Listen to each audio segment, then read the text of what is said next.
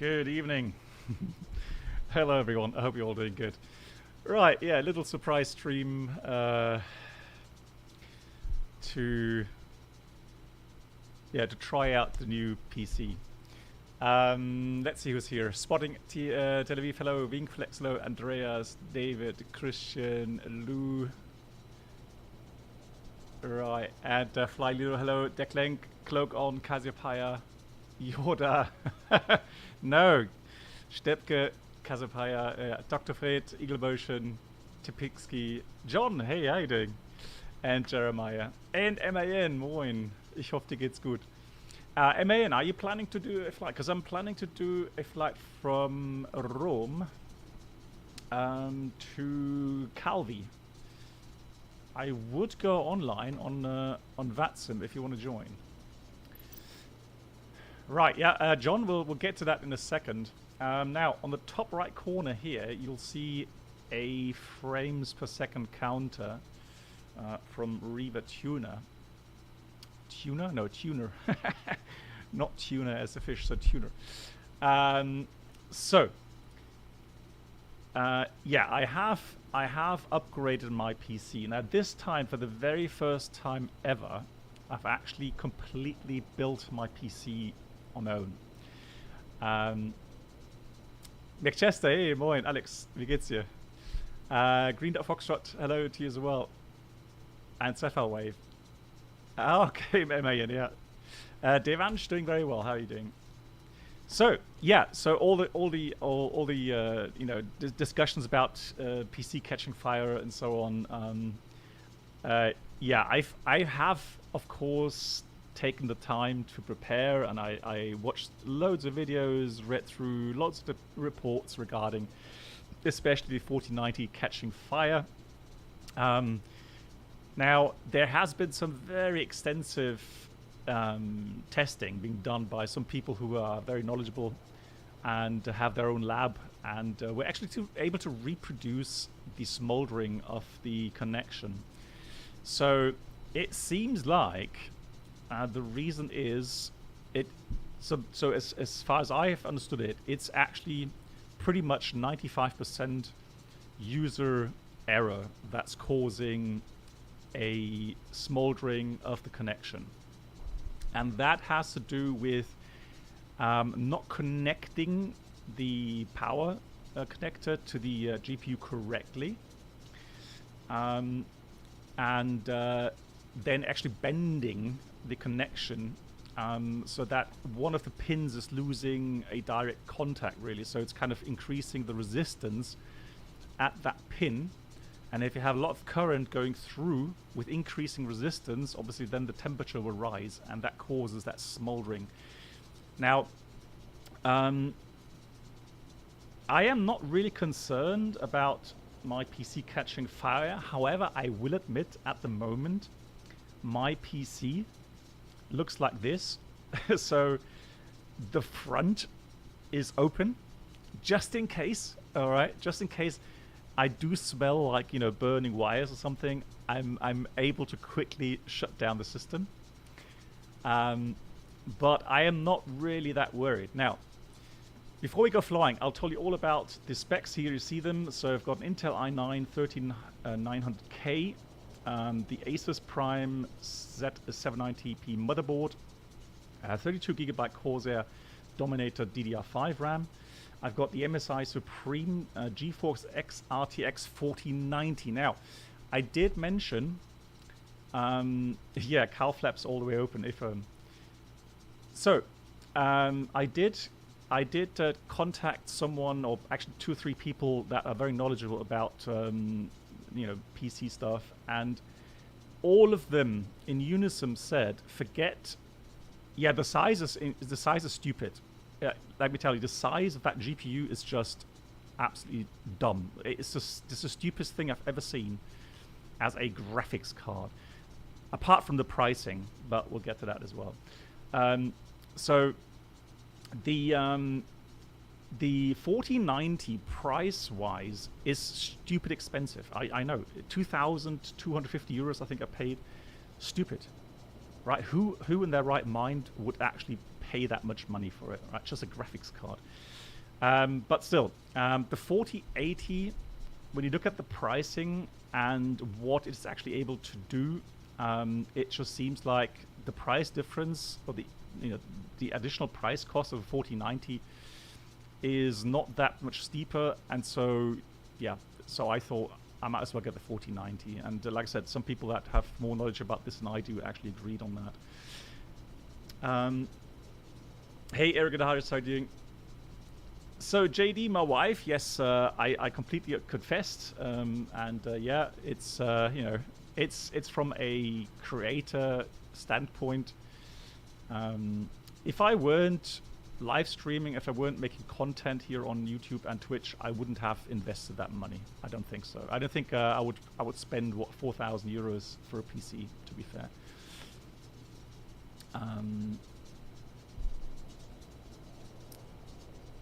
Devansh, you know what? A few days I started to get nervous during landing when flying my sim. As much get closer to the runway, my heartbeat starts racing. Okay, well that's called immersion, Devansh. But hey, just relax. It's you know, just practice, relax, enjoy it. That's the thing. Yeah. So Christian, I was expecting the prices of the 4080 to come in at round about. Somewhere 1,200, 1,300 euros, but it's what, it's 1,700 to 1,900, right? Exactly. So that's exactly what I thought. Right. Regarding now, I know a lot of people are interested in finding out, well, how much power does it draw? So I did some homework there as well, and what I've taken as a good tip is. Do some underclocking. What does that mean? Well, I am using at the moment the Intel Extreme Tuning utility, and I have offset the core voltage by minus 0.1 volt. Now I'm still running the CPU at 5,500 megahertz, so 5.5 gigahertz, and that's the performance cores, and the E-cores at 4,300 megahertz. Yoda has got the same CPU, and he's done the same thing. Or I'm not sure if it did exactly. I think it did it through the BIOS. I've done it through the tuning utility. Now, what it does is it actually lowers your temperatures of the cores. So before doing that, I had 5.5 gigahertz, and I had up to 100 degrees centigrade. It was actually going and doing temperature throttling. So yeah, in stock values, it's absolutely stupid. I don't know why they do that, but now if you look at, I've been running the sim for a while. I've actually done some testing before just to stream, and the highest that I've got up to was 82 degrees Celsius. Exactly. So I've got a AOI, so all-in-one, really strong water cooling. And I've checked that the thermal paste is on correctly. I've done everything necessary there. And it was actually going to the maximum limit. So now, by undervolting it by 0.1 volts, it still gives me a very stable 5.5, hey Voyager, 5.5 gigahertz of performance, while the temperatures are well below the maximum. All right. So that's the CPU. Now, what about the GPU? So people were saying, well, you know, the GPU draws like, what, 600 watts or something? So you've got 4 power cords, 150 watts each going in. Well, I did the same thing now here in the graphics card, where I have offset the power curve. What does that mean? So I have limited the voltage to round about 970 volts, something, millivolts or millivolts, giving me still a clock speed of about 2,750. I know it's not the true clock speed, I'm aware of that. However, the idea is, again, you are limiting the power. I guess you could also just do it through decreasing the power limit on the MSI afterburner here. So what does it actually do then to the power? If you look at the board, drawing board power, so the power draw from the board, it's about 200 watts. So it is well below 400. It's actually below 300. And I am not getting anywhere near 600 watts on the, or even 400 watts on the graphics card. So I've also got a power connector to my sockets where my PC is actually connected to. And right now, it is drawing a complete power usage of 425 watts. That's the complete PC. So that's the CPU, GPU, and everything else in it. And hence, it's, you know, all that talk about, you know, everything frying up and it actually heating up the room, you know, crazy. It's not true. It's just, yeah, it's just a lot of hype. And I don't know. So I don't get that at all. So you say, what about performance? Okay, so what settings, hey Toto, what settings make sense, right? That's where things get complicated.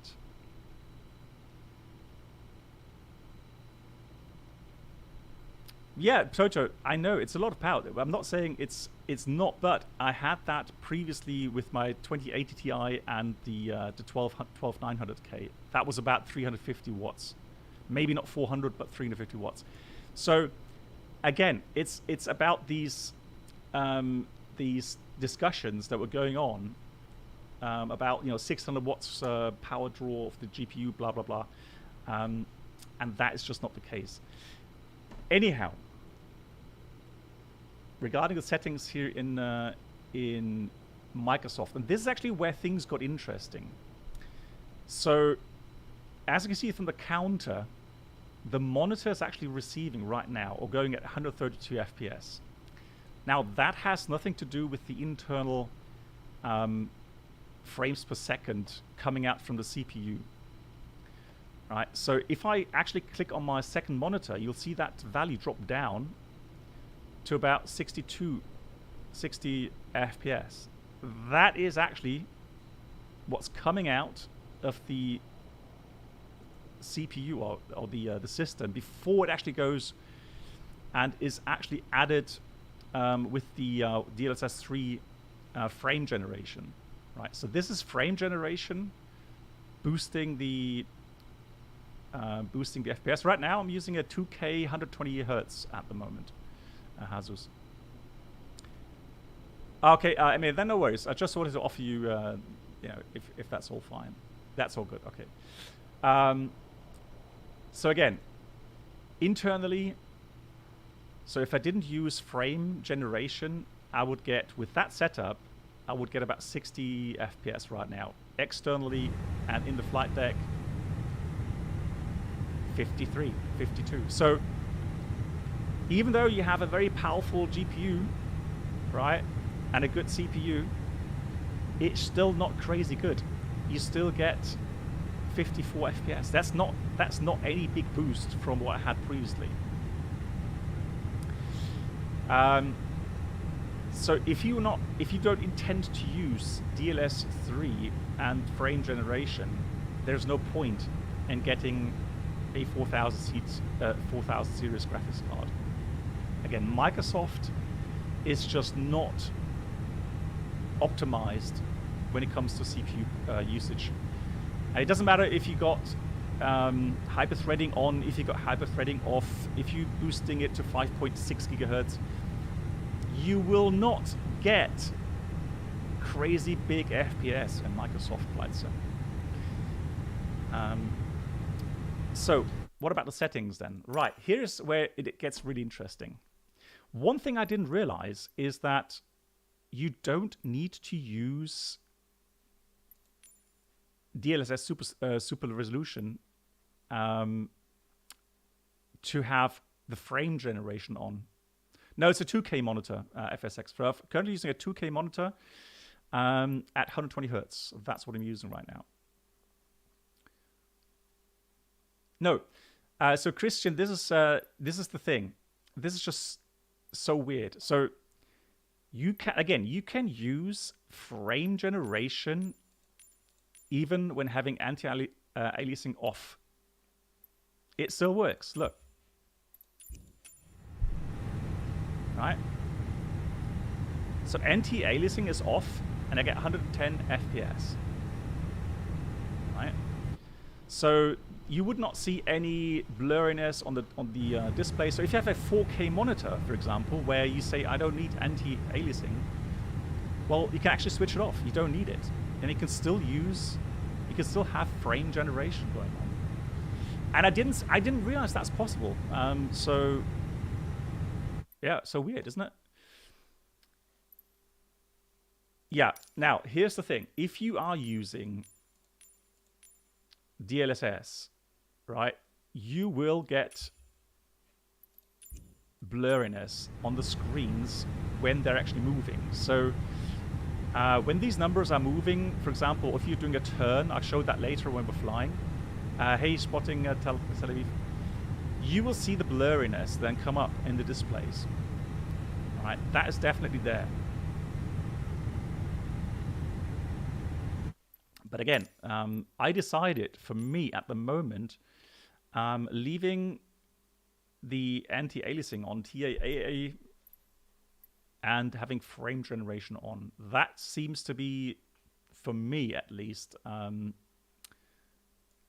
good value. Now, one thing I've noticed, if you switch on the frame generation, you've got to be careful. This thing gets boosted to, I think, 300 or something. Well, no, hang on. But if you use, sorry, Sapphire Wave, I think if you use DX11, you can't use frame generation. Correct me if I'm wrong, but I think if you want frame generation, you need DX12. So, yeah, that's the thing. So the thing is, you can actually boost terrain level detail to some crazy numbers, and it will still do very nice FPS with regards to frame generation. Yeah, so again, you don't need DLSS super resolution here on. You don't need that to have frame generation. That's one big thing that I took from that experimenting that I did. No, not yet. Sapphire Wave, no. Welcome aboard the Captain Black Box Twitch channel subscriber experience. Could new subscribers please make your way to the first class cabin, where complimentary drinks, snacks, and premium flight entertainment will be served. Thank you. Voyager, thank you so much. Gifting us up to Sapphire Wave, that's really cool. I can definitely confirm, and I'll show you that later when we do the testing. I can definitely confirm that if you have the DLSS super resolution stuff on, you get blurry screens. I'll demonstrate that. Hey, Lilienthal, nice to see you, and Captain Aaron. Or Aaron, hey, how you doing? Welcome aboard the Captain Black Box Twitch channel and subscriber Captain Danny, experience. Thank you. Could new subscribers please make your way to the first class cabin, where complimentary drinks, snacks, and premium flight entertainment will be served. Thank you. Thank you so much.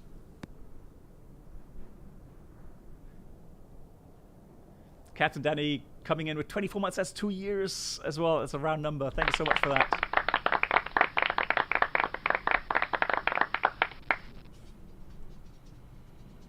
Captain Anon, I don't know yet. Do you mean in real life?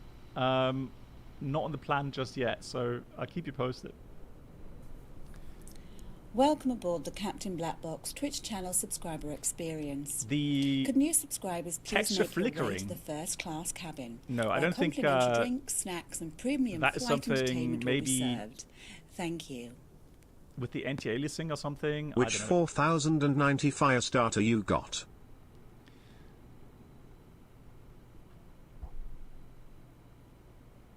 Wow, JSTAP, hey, how you doing? Thanks for 66 months. JSTAP, round of applause for you as well.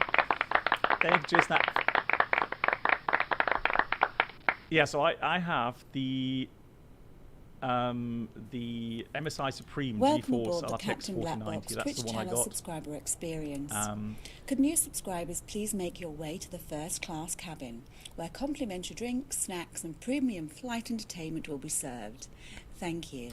Yeah, isn't it? So Christian says as well. It's Hello, BB. Hello. Yeah, Captain, there we go. So J-Step, thank you so much. And Captain Danny, hello to you as well. And thank you so much, Captain Danny, for the 24 months. Right. Okay, so am I disappointed in getting the 4090 then? Well, there was one big surprise, and I'll show you that once we depart. Let me just go and quickly set everything up. Let me just say that the higher FPS that I'm getting on my monitor is actually causing everything to be pretty smooth. I wouldn't say 100% smooth, but it is actually giving me a very nice experience, and also you are able to crank up the level of detail settings pretty much to ultra everything. I have not got everything on ultra. I'm just still testing around a bit, but I've got a lot of stuff on high or ultra right now, as you can see. So definitely higher setting than I had before, and definitely on my monitor very smooth indeed. Now it doesn't translate again to the streaming exactly, because the streaming does not have the same kind of you know, FPS updating. So it's streaming at 30 FPS, so that's why probably on the screen that you're seeing it's not going to translate to be quite as smooth, but I can tell you that here on my monitor it is fantastic. Let's okay, hello, and Stepke. Yeah, we can try it out after the flight. Yeah, the flight is very short; it's about 40 minutes. So let me have a look. We'll do instant boarding. Just starting to rain now as well. Now I've chosen Rome because of the fact that it's got bad weather, lots of clouds, got some rain. So you know, nice test for the system. So that's that.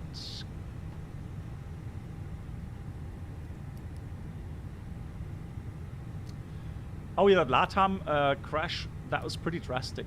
It could have caused, well, it did cause, I think 2 firemen got killed. So it's a very sad occurrence for sure.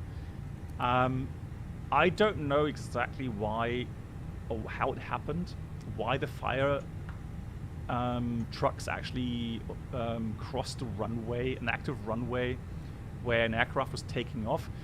Normally, Rapenza, yeah, it's a new PC setup. So normally, the tower would give clearance for the trucks to actually enter the runway, and something went wrong with the communications in that regard. Because I don't think that the tower would give a clearance for the fire trucks to go onto the runway if he just you know, cleared an aircraft for takeoff. They wouldn't do that. So I think it was a miscommunication. So something went wrong in that regard, I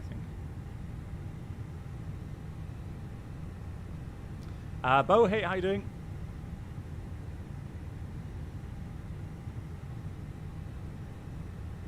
Now, the coil, I have not noticed any coil whine because I've still, the PC is still open. I have not put on the glass cover yet, just so that in case it does have some smoldering wires, which I don't believe in really, but just in case, I would you know, have that open. Welcome but aboard the Captain Black Box Twitch channel. I'm not hearing any whines. If anything, could new subscribers please make your way to the first class cabin, cooling fans where from time to complimentary time. drinks, snacks, and premium flight entertainment will be served. Hey Chester, thank you. How are you doing? Thank you for 18 months. Congrats on the new build. Oh, that's really kind. Thank you very much. So I have waited. People know that I've waited a long time for the upgrade of the graphics card. So I've actually been using a 2080 Ti for a very long time. And now I've got an upgrade.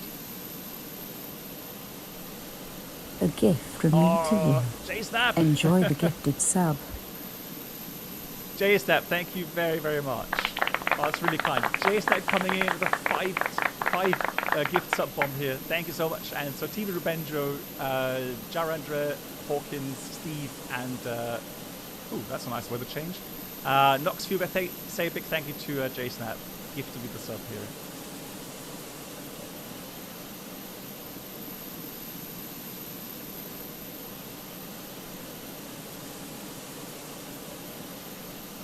Yeah, the cable management, I know. I have to do a little bit more on the cable management. That was just for me, get everything set, and yeah, there will be more. There will be some more cable management going on. So initially, it was just me, my first build, trying to get it working without it blowing up. So that's why. But yeah, definitely we'll be doing some optimizing regarding that. No worries.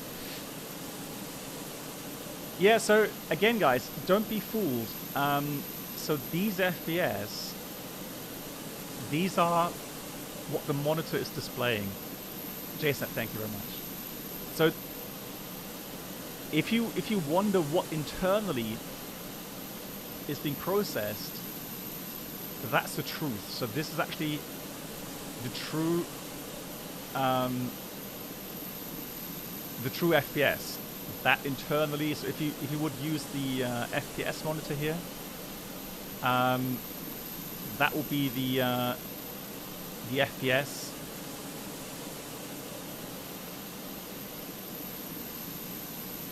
That you get internally, right? So everything else is being done by the frame generation, which is now available with DLSS 3.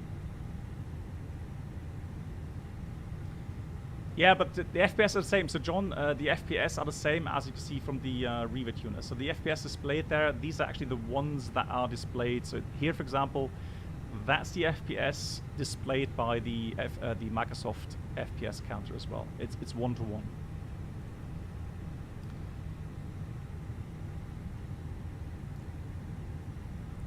Right, so let's quickly load in the flight plan and let's get going for flying. I'll show you what I mean with the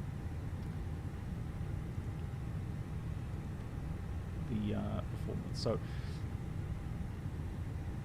let's go flight in it. Yeah, so VR, so Steve Ellis, VR here in Microsoft, actually I've not got it working yet. I've got it working in DCS, and yes, there is a big improvement, no doubt. Here in Microsoft, it crashes Microsoft. So I'm using the what's it called? Microsoft.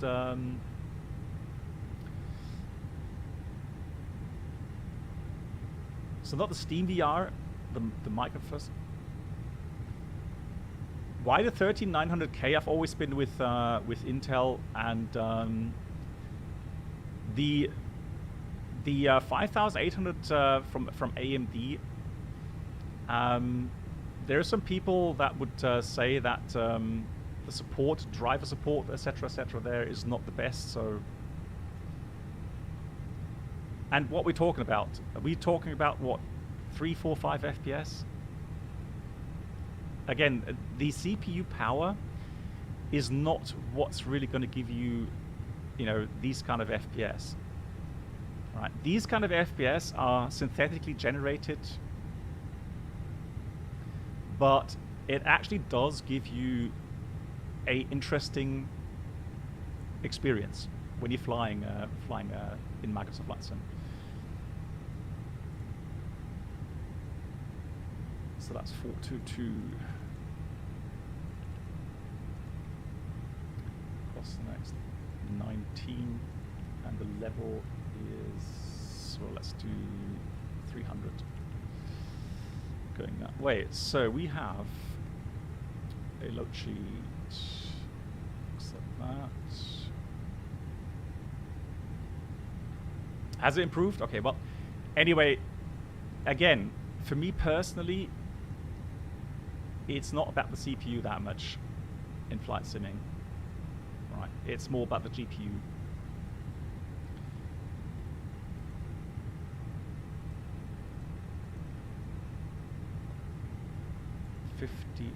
.1, and there's people obviously that would prefer AMD, which is good, right?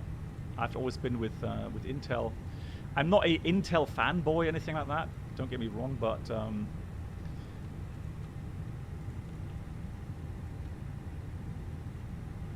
right. Do you think DDR5 is worth it? Well, maybe with the 790 boards.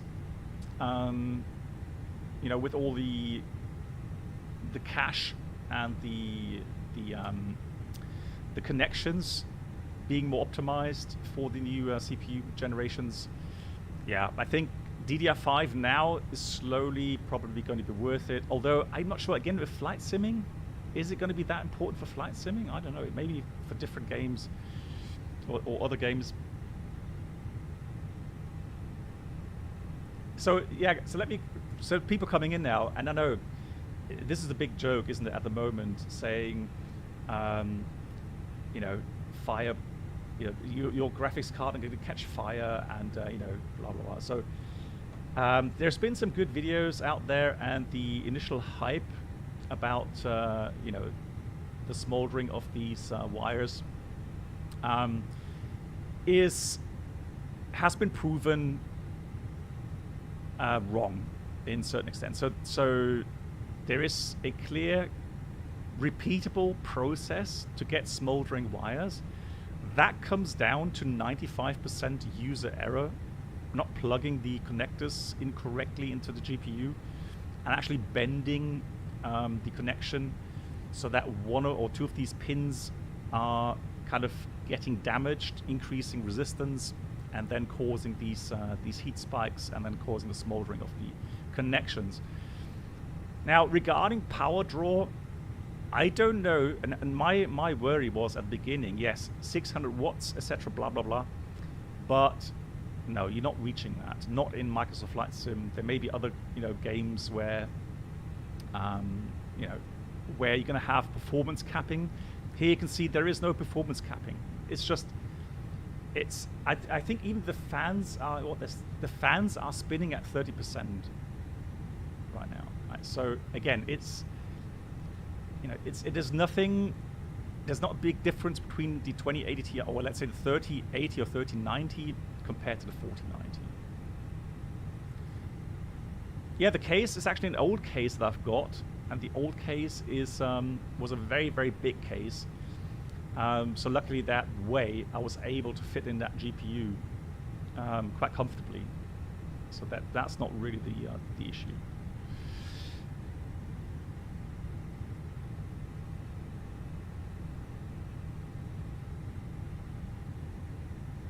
To be honest, I was actually pretty nervous building it, because to me, having the connections go into the motherboard, that was actually pretty worrisome. But again, there's some good videos out on YouTube. So yeah, that wasn't really a big issue at all. Yeah, I got all the fans connected, the power connection, everything's connected, so.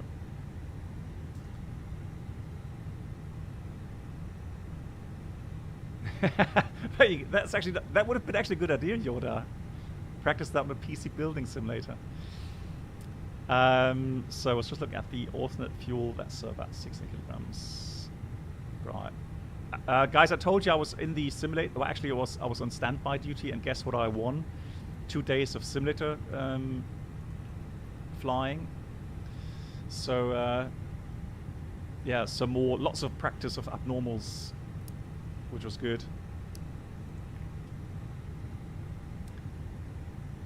I wonder if it's similar to smoldering. Well, that would be a quite funny idea, really.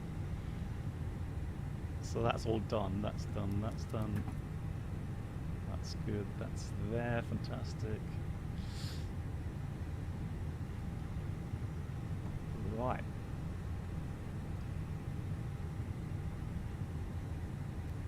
And air guitarist in sim. Oh, nice. Innsbruck sim. Lovely. To me personally, yeah, I think the FENIX is worth the price. First of all, I don't think the FENIX is that expensive, and also the amount of stuff you can do with it is tremendous. And I'm using that with the in combination with the FSI panel, and so you can do so much stuff with this. You see all these failures, and the coolest stuff lately was the popping of circuit breakers you can do here. Yeah, and you could fail so much stuff. It's incredible. Yeah, so definitely for me, FENIX is definitely worth the money.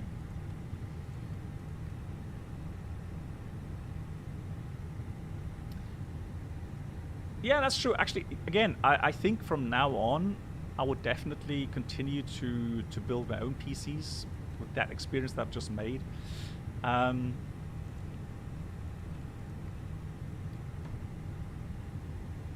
But hopefully I don't have to for a while.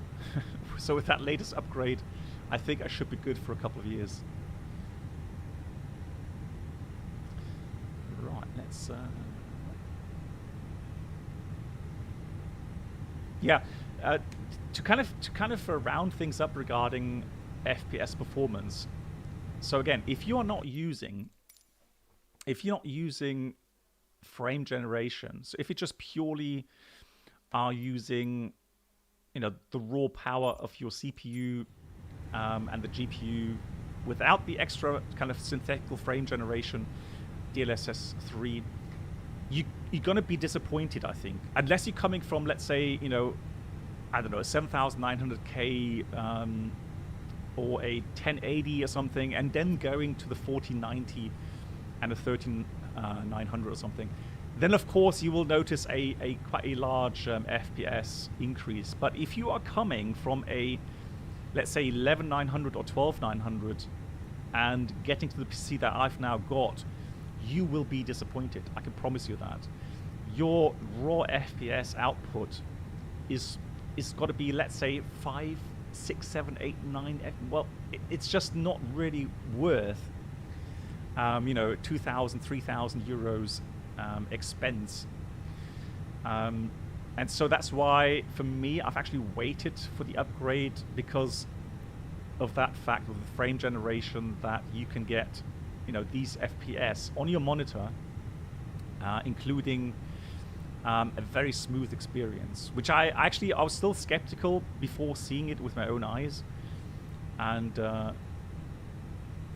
it's a CPU, Beerbillet. So if I'll go outside, you see that's the CPU bottleneck. The CPUs are still not keeping up with the with power of the GPUs. All right, that's the problem right now.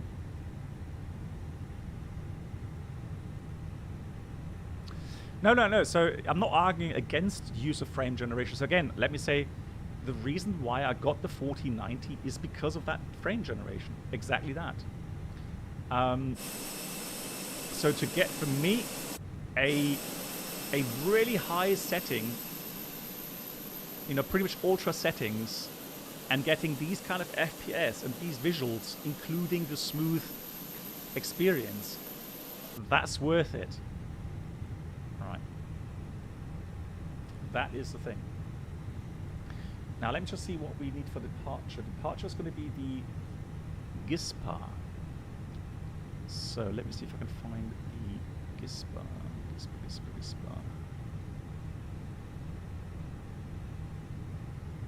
I actually tried this in London. So I took off from Heathrow with these settings, and in the FENIX I'm getting round about 90 to 100 FPS in London. I will admit though that it's not quite as smooth, so you have a little bit of stuttering going on there. Julio,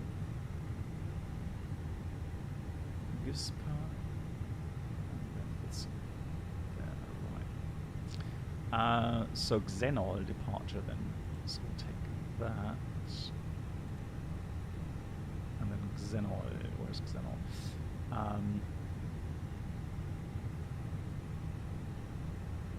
Yeah, so I would agree that maybe it's possible for a Sobo to increase the efficiency of using all these cores properly. Maybe then you're able to get a little bit more FPS. Where's my... Man, I'm looking for the 2.5. Where is it? Xenol 6 Whiskey? No. Ah, there we go. Let's do the Xenol...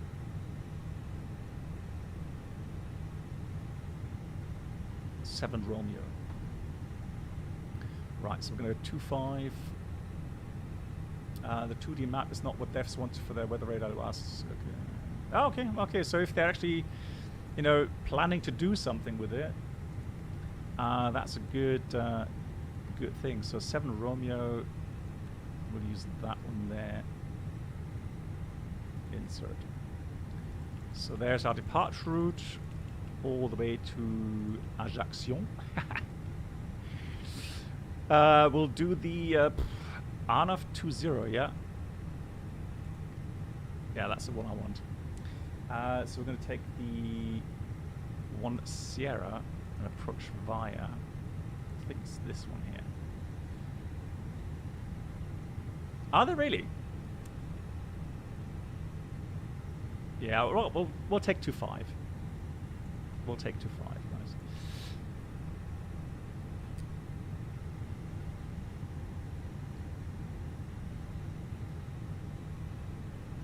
We'll see what the weather is like, air guitarist. We'll see, but that ANAF approach is also very beautiful.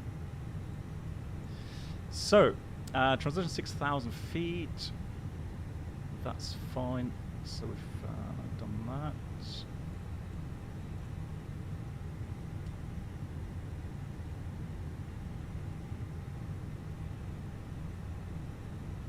Is it really? Well, Sapphire Wave again. We'll see. We'll try to get some nice approach there.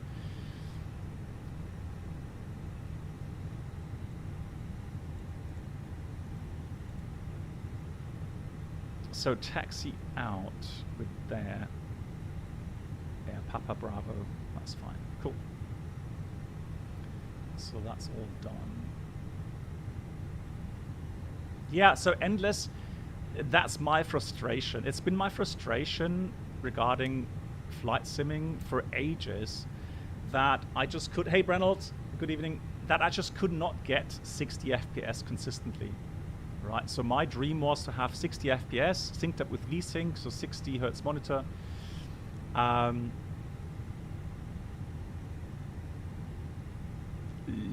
it's doing it again. GG. What's with these fire trucks these days? Yeah,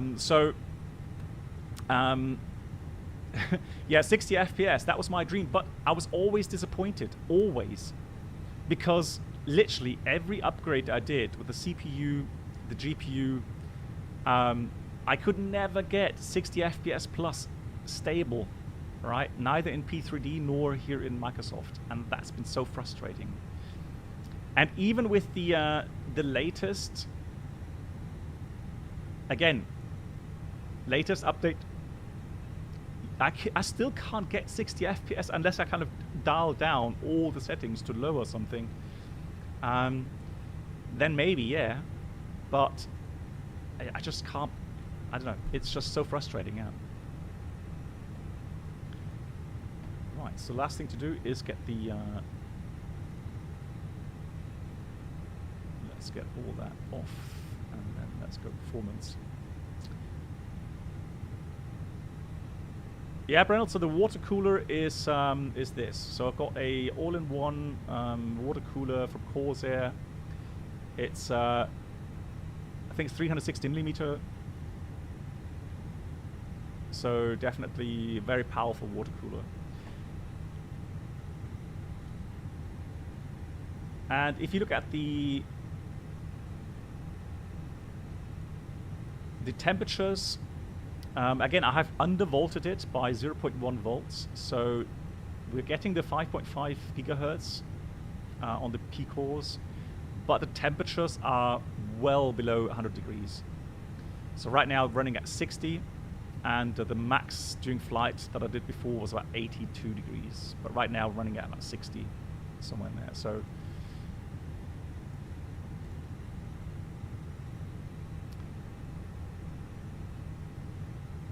no, just the CPU, Brent. No, Brent, the GPU, I know you can do water cooling on the GPU as well, but again, the GPU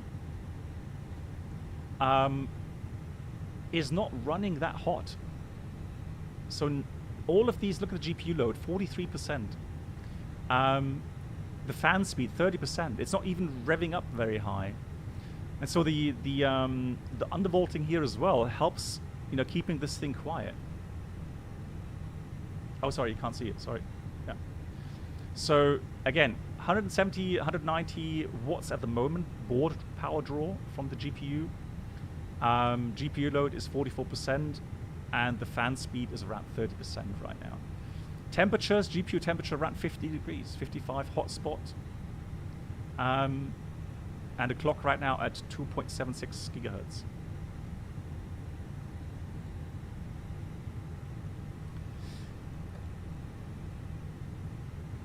Well, maybe undervolt is the wrong term. What I've done is I have limited the voltage just below 9. I think it's 970 I chose, and so you have kind of a different curve. So I think Magus said that you could also just simply decrease the power limit. Yeah.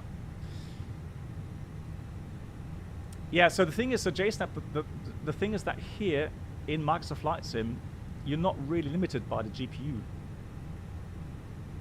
right? You are limited by the CPU. No, Brent, no, the GPU is not water cooled, and I don't see. I don't know. Correct me if I'm wrong, but I don't see a point if you have such low kind of power values or temperatures in your GPU as it is. There's no point in water cooling, is there?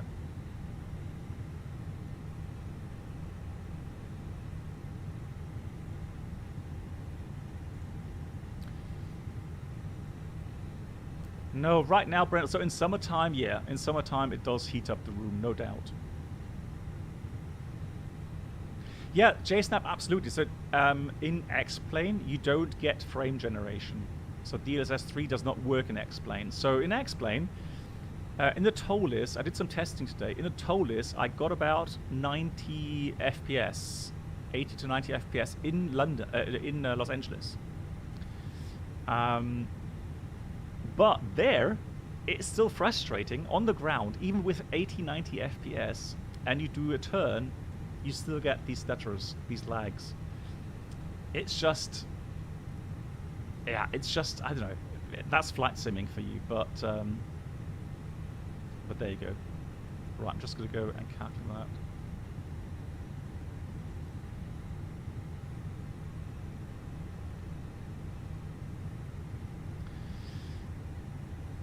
Right, so 68, wet runway, so V1 is lowered, 68, 1 down 0.5, 68, 1 down 0.5, there we go, and the speeds were 16, 35, 35.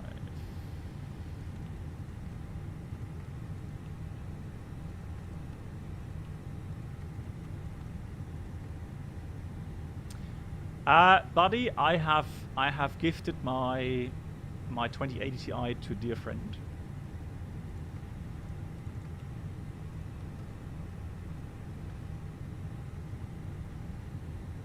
So someone who truly appreciates these things, because it's not such a fortunate position right now. So yeah,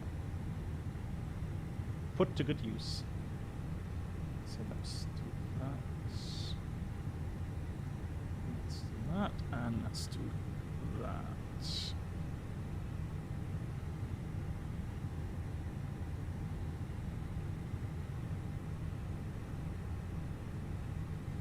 Yeah, Munitos, that is absolutely true, yeah. So we've got NADP 1, 15, 20, and 30.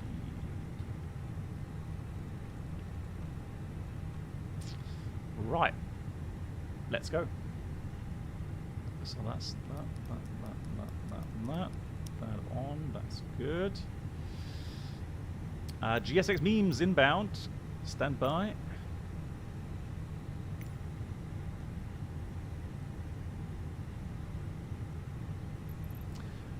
Chester, you oh, so you're using external EFB and turning off the EFB here in the sim. Okay, interesting. So definitely, if you are, you know, if you're thinking about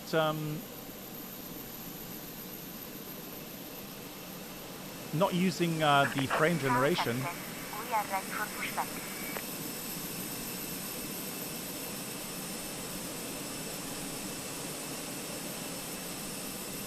Based on your experience with FS Labs and FENIX, also being a real-world Airbus driver, which do you prefer for accuracy and complexity? Which considerations that FENIX is updating? And, okay, so Departure checks completed. Bypass been inserted. so the FS Labs still has a more complete kind of package when it comes to accuracy of the systems. So if you're a real-world pilot and you want to train some stuff in the sim here, then yeah, you're a little bit better off with the FS Labs. But if you look at the full kind of, you know, package with the visuals and the the fun factor, if you like, then of course you would go with the FENIX. But give you an example, one of the big drawdowns is the engine simulation here. Yeah, stability is also something that's, you know, that comes to mind.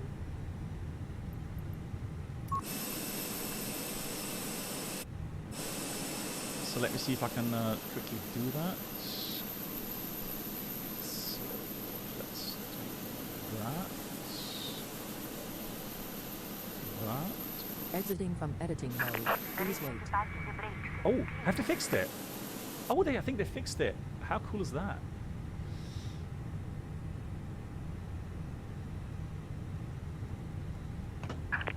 Commencing the push. All engines clear. Start at wind. Nice. Cool.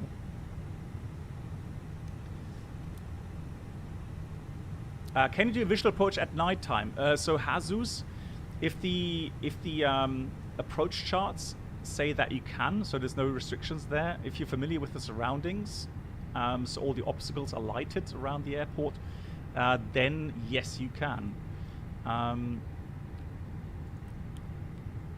But otherwise, yeah, quite often you will have a limitation on that. No, so Brennell, sorry, that's not the correct today. We're just doing a quick flight here from Rome to Calvi. Talk about the, you know, the new PC setup.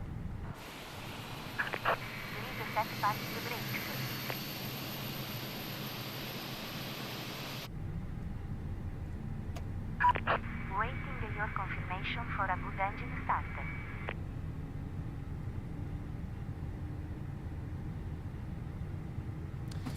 Rusty, that's a very good, kind of observation. Yeah, I would agree with that. So, and to prove that point, Rusty, and then I may show you that next week sometime. That when we're going to go try the FS Labs in P3D, because in P3D I can actually use 60 FPS locked to the 60 Hertz monitor. So, there. Things have improved, actually.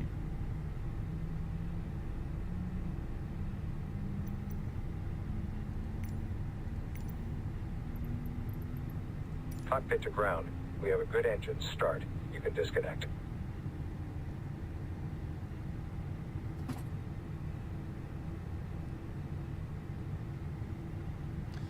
Jesus, no, not today. Next week sometime. Right, so that's a good start.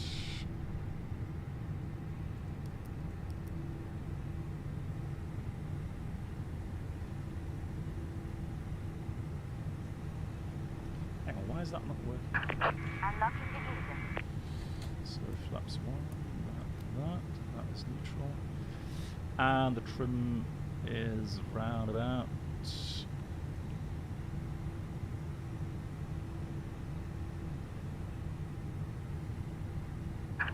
Tow track disconnected. Bypass be removed. Left is clear. Right is clear. Grazie mille. So trim is set. Let's do the after start checklist. Anti-ice not required. Status checked. Pitch trim is at 30.7% and rudder trim neutral. Right, let's go taxi out. Let's wait for the signal there. Thank you much. Brenold, which one? Which version? P3D or the salty?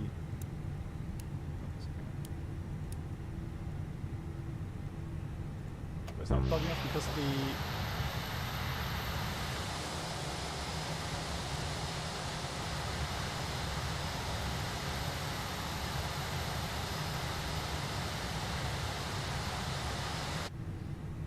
hand flying.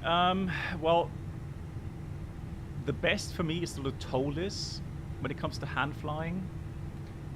Then that would be P3D with the FS Labs, and then yeah, and then Microsoft and the FENIX. It's just Microsoft is still just not perfect yet with the aerodynamic modeling. So it's always a bit of a hit and miss sometimes with the flight feel here. That was GSX simply. Right, brake check. Brakes are working.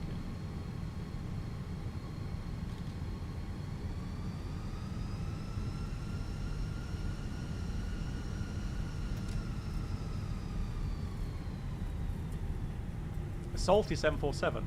Yeah, we can try that again. Sure.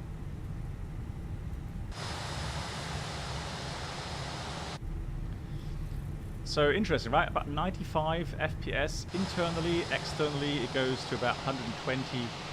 And on my monitor, it's actually really, really, really smooth. It's something. Hey, that is something actually that convinced me that something has improved with the 4090.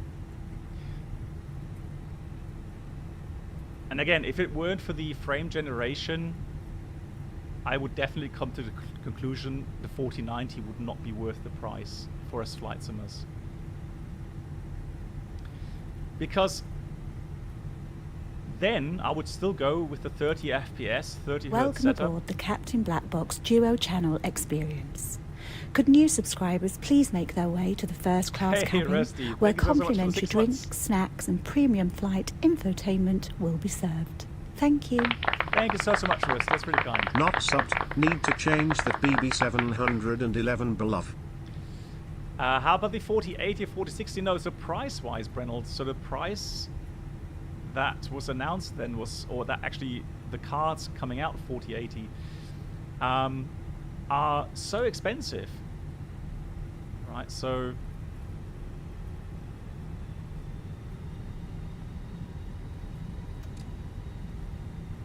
all the cards are expensive, Brenold. Too expensive.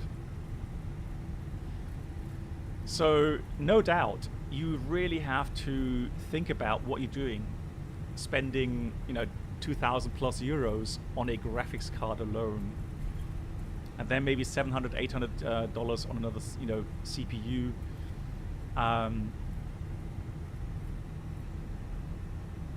So yeah, just for flight simming, for the enjoyment of flight simming, you really have to think about it. And that's something I can't answer, in general. So you've got to make up your mind on that. For me, it's a content Welcome creator... aboard the Captain Black Box YouTube channel subscriber experience. That has Could become... new subscribers please make their way to the first class cabin, where complimentary drinks, snacks and premium flight entertainment will be served. Thank you. MAN, vielen Dank. Thank you so much. 60 months on YouTube. Incredible. Yeah, it must be like 60 months right now.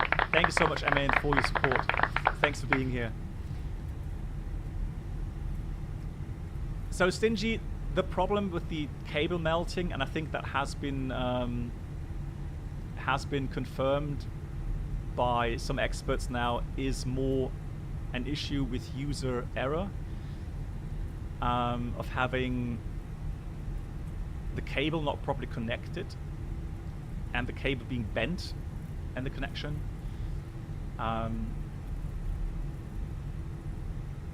It's live weather, Chester. I don't think there is an add-on just yet for Microsoft Flight Sim.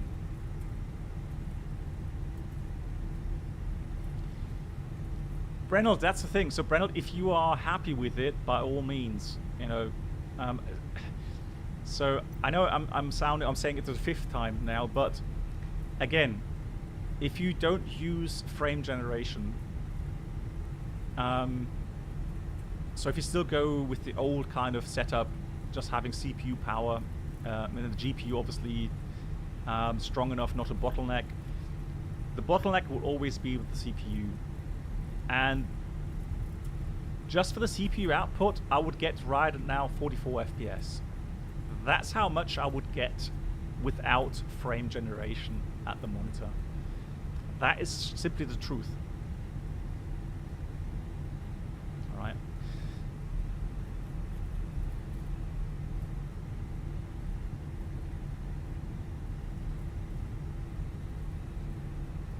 Yes, Exhaust. I did upgrade the CPU as well. So I went from a 11900, I think, to 13900.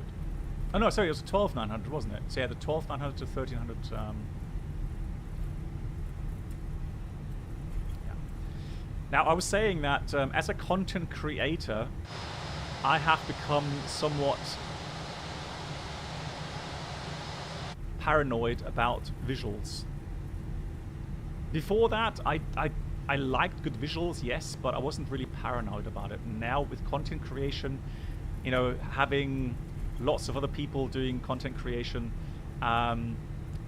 there's definitely a kind of a need or a feel or pressure to keep up with that. So that's why upgrading for me was obviously at some point necessary. I wouldn't say I'm hey Alpha, I wouldn't say I'm losing sleep over it, but I do care a lot about it now, so.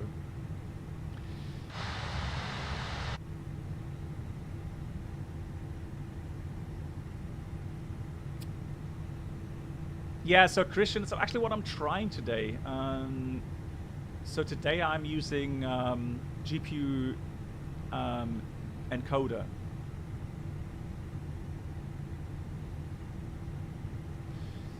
Yeah, so I may go back again to the CPU, let's say to the E-cores for the decoding or encoding. That would probably work. Right, so let's do taxi checklist. We've got the flap setting 1 plus F. Or flight controls were checked. Were they checked? Hang on, did we check flight controls? No. Up, down, neutral, left, right. Neutral, rudder left, right, neutral. Yeah, checked. Flap setting config 1 plus F. Radar predicted windshield system is on auto. And engine mode selector normal. EK memo takeoff no blue. Tax check is completed. Lineup checklist. Takeoff runway is 25. Full length. TCAS, TARA, and the PACs are on. All right, let's go flying.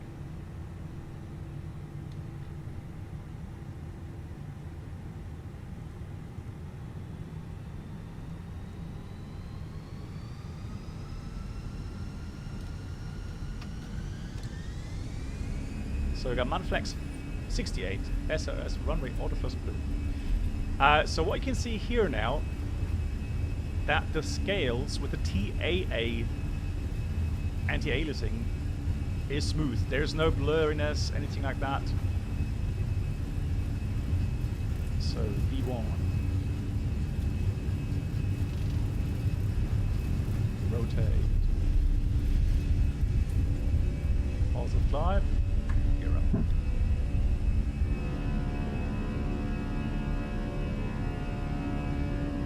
On my monitor, this is butter smooth, right? 86, 87, 88 FPS. So there was a slight stuff adjust there, but it's like, you know, I would say 95% extremely smooth. Outside view, 115 FPS.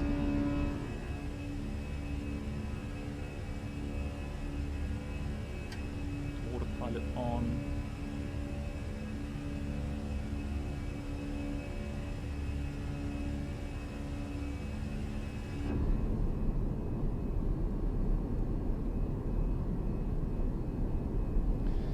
So this is something I noticed straight away. This is something I noticed straight away, is that the visuals are extremely clear now, and it's so smooth. It does make a visual difference when you use, let's say, 30 FPS, 30 Hertz, or like now with the 130 FPS that you get outside. It is a difference, absolutely.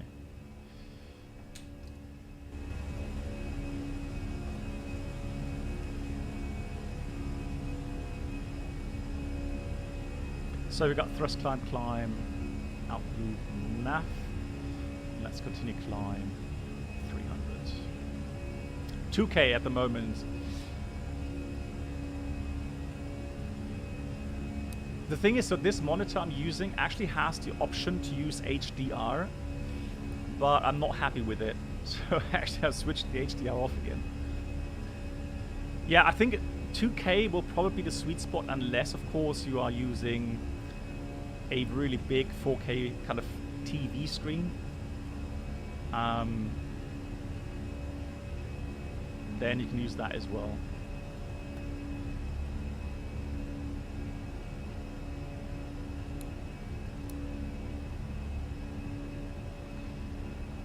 Now with all the settings on, or not all of them, but pretty much a lot of setting on Ultra, the visuals are lovely.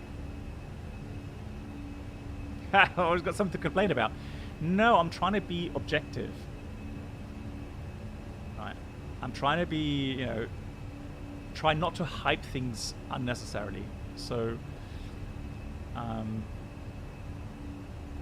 I want to be fairly clear on the fact that I don't think it's sensible to buy or spend that much money on a PC setup to fly, you know, flight sims, because flight sims, again, we've pretty much come down to the same conclusion. Flight sims are not exactly well optimized.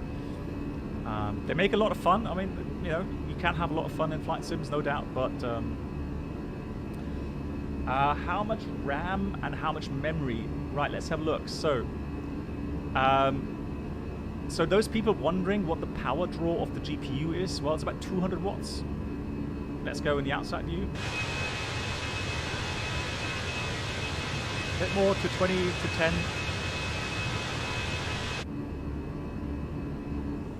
And for the RAM, let's have a look. Memory used 15 gigabytes. And here's the thing, right? So how much gigabyte VRAM does the 4080 have? Let's go standard. And I'm gonna look at that, 125 per FPS. That's beautiful. 12, right? Is that 16, right? Yeah, it's 16. So with the 4080 in these settings that I'm using, you're getting close to your max VRAM already.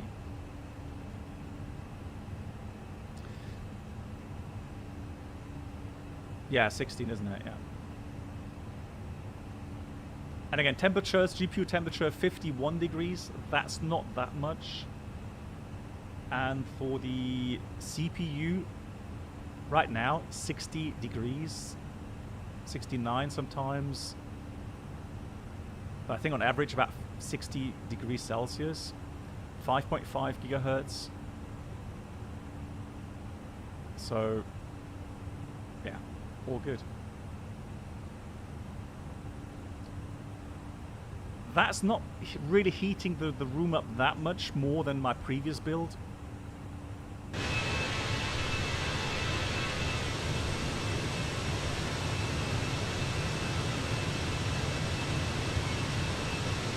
(165 FPS right now. Well, I'd say 150 on the monitor. No. So knock on wood, I have not had a blue screen yet.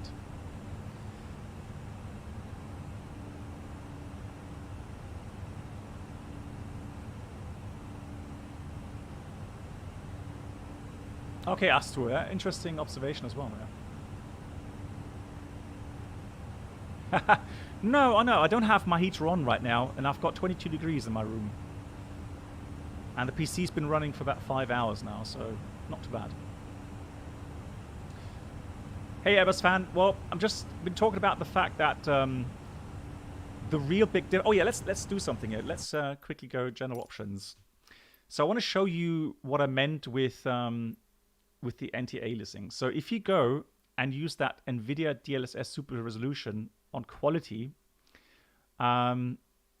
with the frame generation on, right, with these settings, let's have a look at the screen. You see the blurriness? Look at that.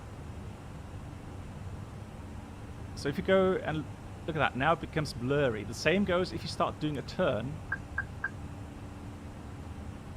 Right, you start seeing that become blurry as well. The same for the speed. Look at that, it's getting blurry here. Right? Any faster movements will start to make the screens blurry. So that still happens.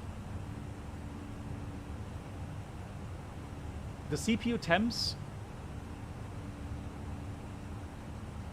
So package 60. The absolute maximum I had previously was 82. That was from the previous flight. A bug? I don't know. I don't know why that should be a bug. This is just... yeah, so this is the thing, guys. That's something that I was confused about. I thought I cannot use the DLSS frame generation unless I use DLSS super resolution here in the anti-aliasing. But that's two completely different things. So you can use normal, let's say TAA anti-aliasing, and you can still use the frame generation. So if you do that, I still get the same FPS. There's no big difference in the FPS. But now look at how clear the displays are. They are absolutely sharp on my monitor.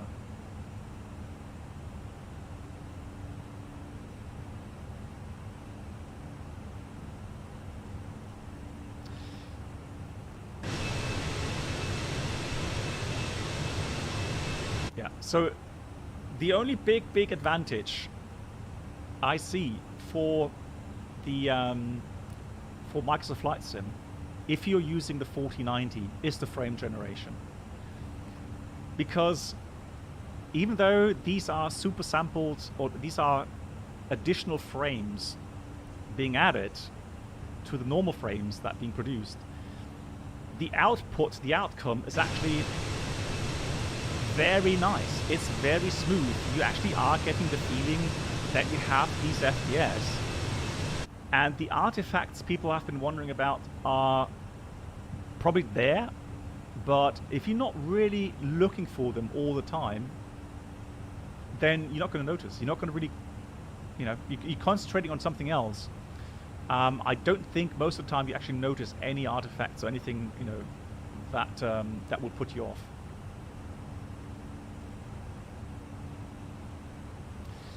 I'm using 4040p at the moment, so it's 2K at the moment for me. So that's my, I've got 2K monitor right now, and it's at 1440p.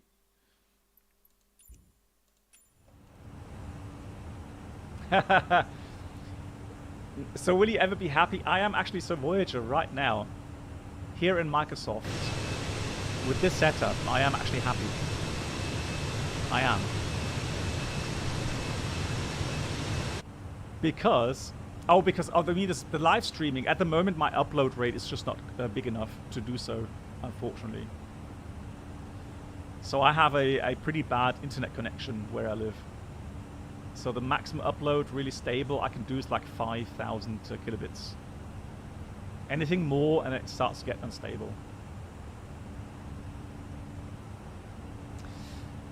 No, at the moment, so Creeks, apparently it's for the 4000 series only, but there have been reports that someone managed to kind of get into the coding somewhere in some config file. I was actually able to do so on the 3000 series cards, but I don't know if that's true or not.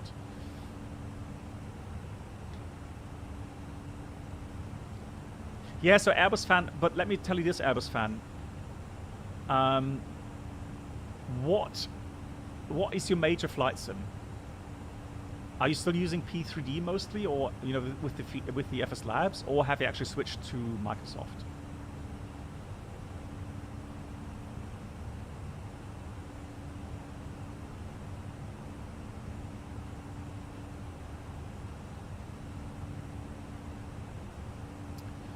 Are you excited? I have not heard about the massive overhaul yet, CJ4. I've not heard about that yet.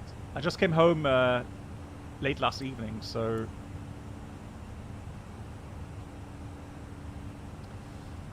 you'll transition to Microsoft Flight Simulator when you get a new rig. Okay. Right. So for me, Airbus fan, the thing is this. If you are using your PC, like 95% for flight simming, and you really, really love flight simming, and you really spend so much time in the flight sims, and you really take, an immense kind of pleasure in cranking up all the settings to high or ultra to get these visuals, and you want, smooth, high FPS values, then yeah, okay, then go ahead and spend like 3,500, 4,000 euros on a new PC. But if I'm honest, a medium PC, medium kind of powered PC. Oh, thank you for the lovely wind gust, much appreciated. So if you are really just looking forward, to some nice smooth experience with good settings, but 30 FPS with a 30 Hertz monitor, you can enjoy that. I've enjoyed it for many, many years, so you don't need to spend that much money. Yeah, they have not fixed that yet. It's still ongoing. It's kind of weird. There was weather changes.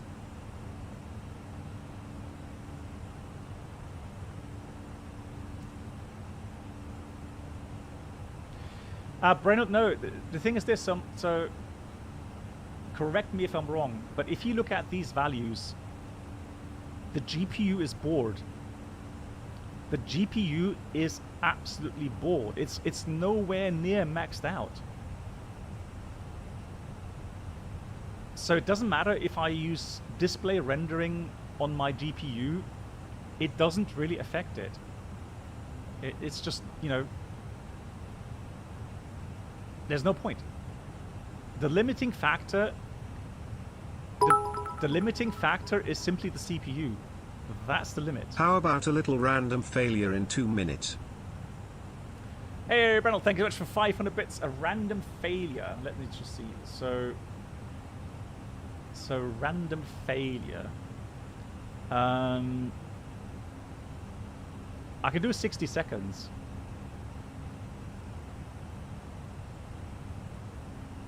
Oh, welcome aboard the Captain Black Box Duo Channel experience. How do I do it without seeing it? Could new subscribers please make their way to the first class cabin, where complimentary drinks, snacks and premium flight infotainment will be served. Thank you. So I need to put that away on my screen under the side. Random failure. Fail in 60 seconds. So I've hidden the window away, so I don't know what's coming, okay? So thank you, Brent, thank you so much for the 500 bits, that's really kind. Well, Alex, the thing is this. I don't know if it makes sense to use, actually to buy a 3090. If you can't use that frame generation, and that's my personal opinion, the only way that you're going to get some fantastic FPS here in Microsoft Flight Sim is by using that frame generation. That's how you will get these FPS with a very nice, smooth, you know, experience. So I would personally, if you are looking for if you're just looking for that experience, I don't see getting a point in getting a 3090 or 3000 series graphics card. Hey Morito, doing well. How are you doing? Would you consider a mid-spec PC, CPU, GPU? So Philip, if you think about a 2080 Ti and a 11900 or even a 9900 Intel CPU, you get your 30 FPS and if you have a 60 Hertz monitor, do half VSync with Riva tuner. So here in the Riva tuner, you can actually do that. You can select a scanline sync and change that to half VSync and have that then sync up with your 30 FPS, and you should have very smooth experience. So that's what I mean with a... Yeah, there we go. John is kind of confirming my my comment here.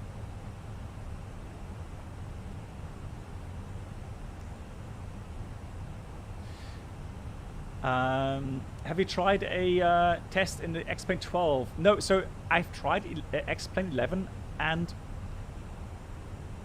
the FPS are a little bit better, but they're not hugely better. So I would say maybe 15 FPS.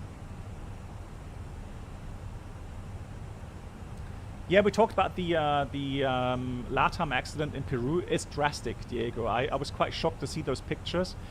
In my opinion, it's a miscommunication between the fire truck and the tower. We should be able to make that, shouldn't we? Progress. So it says between level 140 and 100, and we're supposed to reach 100 there. So we should be able to make that. So a absolutely drastic outcome, and 2 firemen perished in that accident. So that's already very sad. But yeah, that could have gone much more catastrophic. It seems that the fire truck didn't have any clearance to enter the runway. Yeah, probably. Random failure didn't work. Hang on, let me see what failed, Reynolds.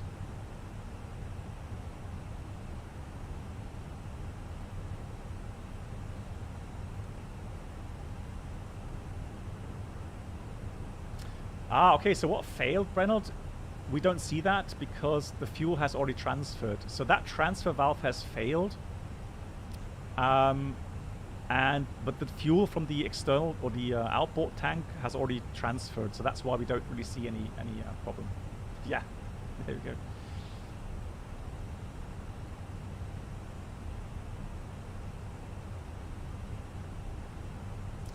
So autopilot, what I've done is I have limited, so I've undervolted the GPU and I have undervolted the CPU. Why? Well, for the CPU, out of the box, it will run at 5.5 gigahertz and let's say 1.45 volts. Now I have undervolted by 0.1 volts through the Intel tuning utility. So right now the core voltage is about 1.38 to 1.35, somewhere in that region. And the outcome is a much cooler temperature of the CPU. And I'm not kidding you, prior to undervolting, I had, and I still have 5.5 gigahertz. But prior to undervolting, I had 100 degrees sometimes. 100 degrees temperature. So it's actually throttling because of the temperature limit. So that's why I undervolted. And the total output right now, so if I look at my my socket output, let's see if I can show you guys on camera. Hold on.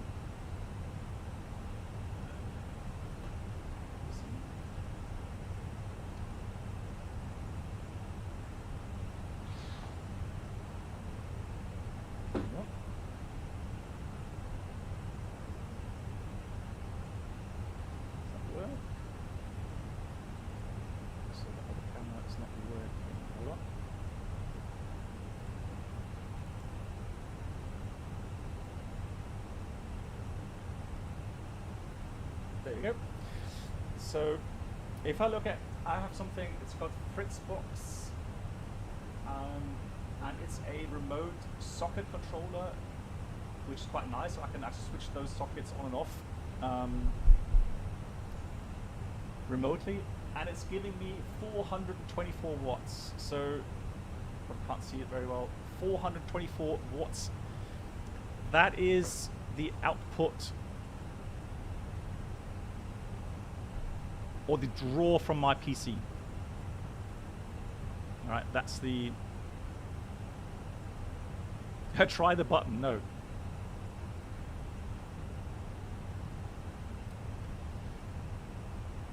AMD is also working on frame generation. Nice. Yeah, I think that's a good thing. Fail one IDG. Yeah, well, the IDG is not really that critical. So, yeah, Gen 1, fail in 30 seconds. Right, we made that restriction. And so the next one is going to be there. Let me quickly have a look for the weather.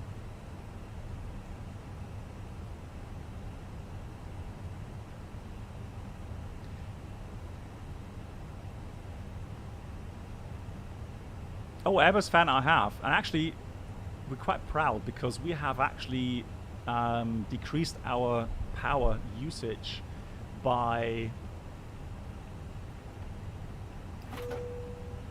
Right, there we go.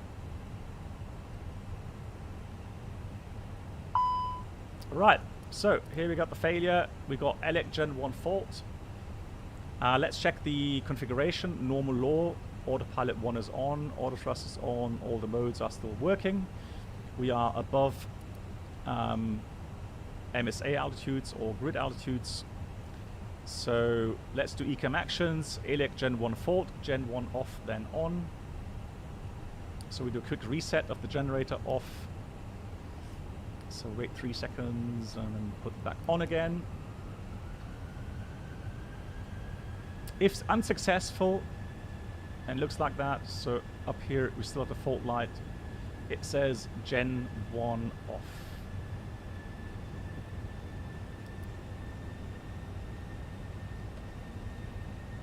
Yeah, so clear ELEC, we've got status, stop ECAM. So the question now is there something we can do to improve our situation? I'll leave you to that. Yeah, so right now, if I look at these visuals, it's incredible. That is just absolutely beautiful. Start APU. Perfect, yeah. Oh, Brendel actually Brendel had a very good question today, and he got it right because someone else was saying something about the mechanical backup. So the question is, guys, does the mechanical backup work the same way as in a conventional aircraft? So let's say you're losing all hydraulic power and all electric power, just have battery power, let's say. Would you be able to fly the Airbus?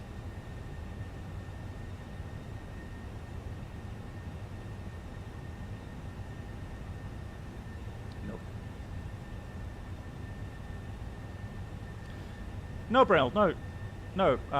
So it's not required by the checklist, so we don't do it.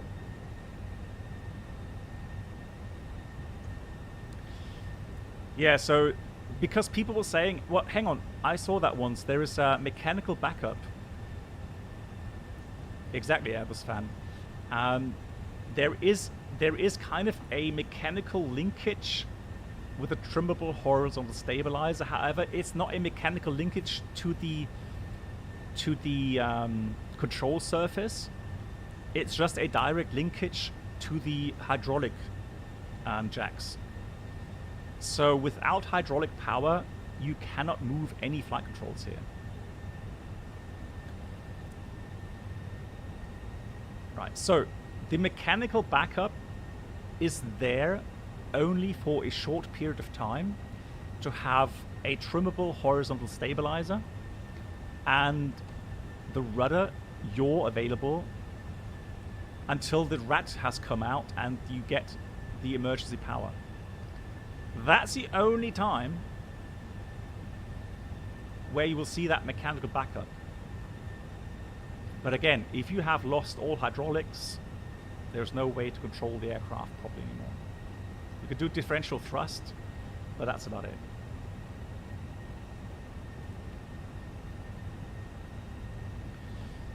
So let's have a look.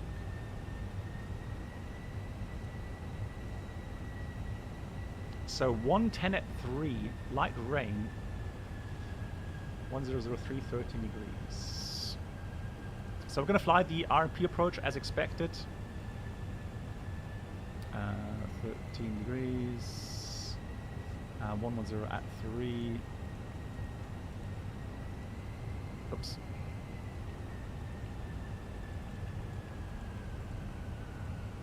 And the connection on level 3.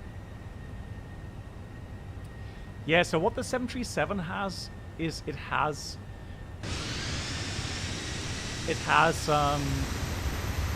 a mechanical linkage, to what's called balance tabs. So if you look at the 737, let's say the PMDG, so the PMDG has on its elevator a small tab. It's another little kind of elevator wing, and on that there's a mechanical linkage. So from the yoke in the flight deck all the way through the plane, it's linked mechanically to that. So if all of the hydraulic systems fail in the 737, you can do what's called manual reversion. So through these cables, you deflect that little tab, and aerodynamically, because you're deflecting that tab, that little tab then aerodynamically deflects the elevator. The same with the ailerons. Right. That's how you would be able to control the aircraft. Oh, look at these visuals. Welcome aboard the Captain Black Box In the Twitch channel 737. subscriber experience. Could new subscribers please make your way to the first class cabin, where complimentary drinks, well, on the snacks, 737 and Creeks, flight it's only a entertainment will dual be served. failure. Thank you. Jin Gordon, first of all, sorry for the late call out. Jin 49 and RTX 4090, can't be a coincidence, can it? All the best to you, Captain. The bet she thinks so much. That's cool. No, it can't be coincidence. Thank you so much for the 49. That's really kind. And also a big thank you to Jin Gordon for the 8 months, Jin. Thank you so much. Yeah, so definitely that is not good, having triple hydraulic. Well, actually in the 737 you only have 2 hydraulic systems. Right, so ECAM actions were completed. Status, yeah, just in the system Gen 1. So the APU generator has now taken over the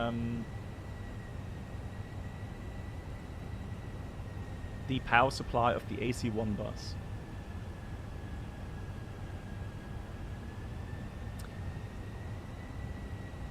Yeah, so Chemra, I can tell you that, for example, Heathrow, I can demonstrate that to you if you like after we land. So Heathrow, I would get about 80 to 90 FPS on the ground on one takeoff. I can go to Brussels as well. I think Brussels, same thing, 80, 90 FPS.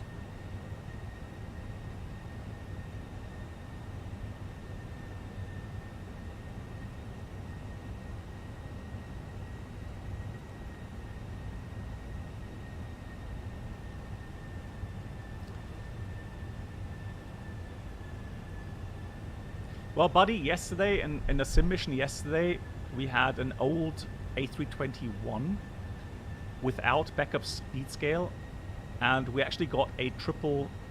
Well, actually, we got failed everything. We got all of the altimeters failed, all of the speed indicators failed. So, yeah, we didn't even have standby indications, and so we just had GPS altitude. So here, and we had ground speed as a reference a little bit. So we truly flew with pitch and power, and that works. It does work. So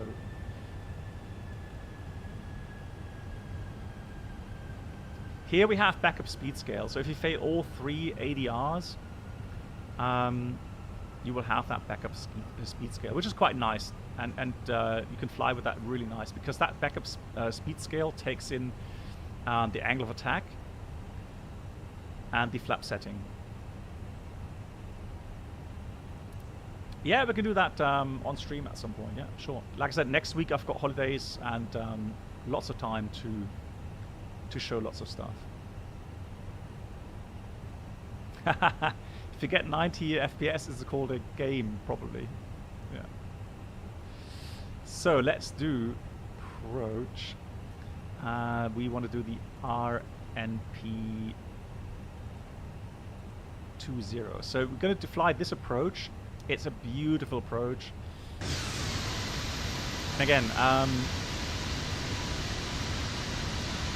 this is something that makes me smile. That really is incredible. And again, on my monitor, it's really, really, really smooth.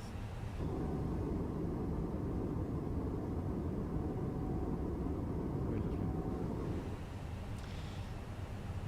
Yeah, but Crystal, again, just be aware, these are not really the true FPS you would get, let's say, in a shooter game or something. These are synthetically added frames. So if I go outside now of that monitor, the true FPS internally is 60, 62. Sometimes below that even. That is what you would get without the additional frame generation. Let's go direct to...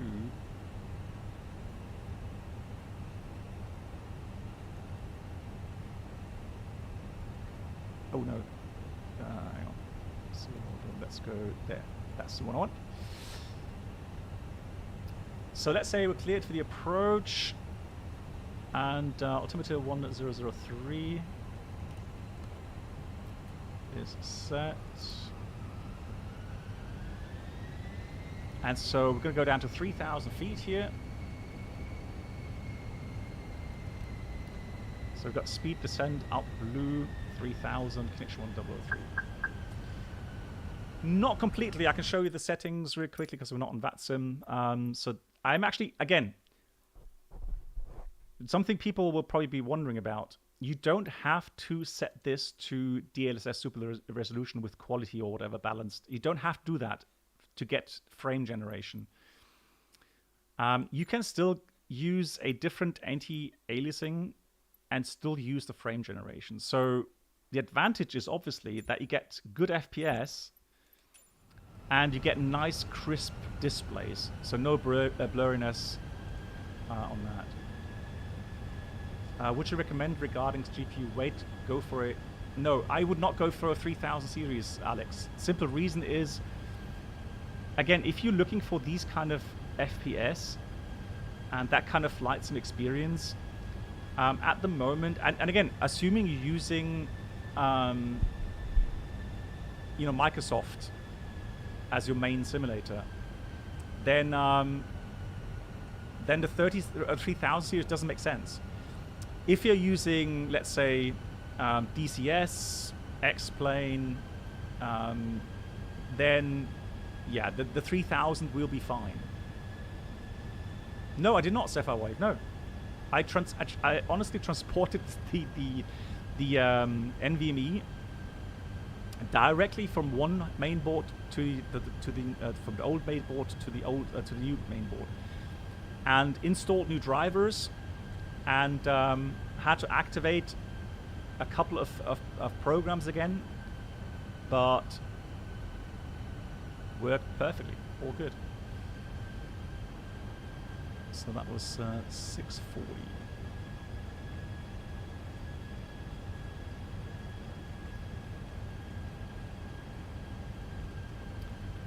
Right, so fuel, the alternate is very close by, so the minimum diversion fuel is 1.5, so getting close though to that. Diego, again, the reason why I get these FPS is because of that frame generation.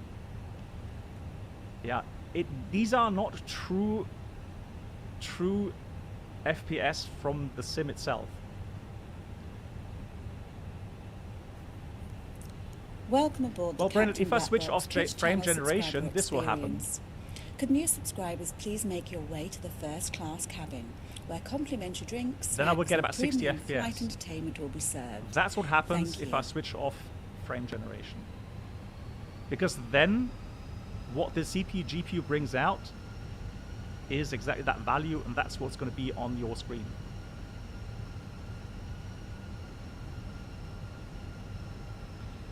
Neil, thank you so much. I got 40 months coming in. Neil, thank you. Flaps 1, speed is check, flaps 1.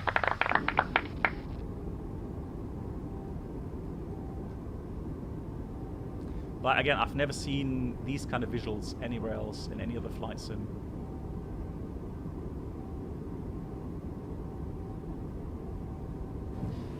Yeah, so the graphics again quickly. I'm using a lot of ultra settings, so level of detail 130, object level detail. You can actually crank those higher as well. So if I use, let's say, 150, I don't think there's much difference. The FPS are definitely not changing much. Lots of ultra settings, some high settings, ultra settings, and I've switched off motion blur, lens correction, that sort of stuff. But so definitely some high settings there.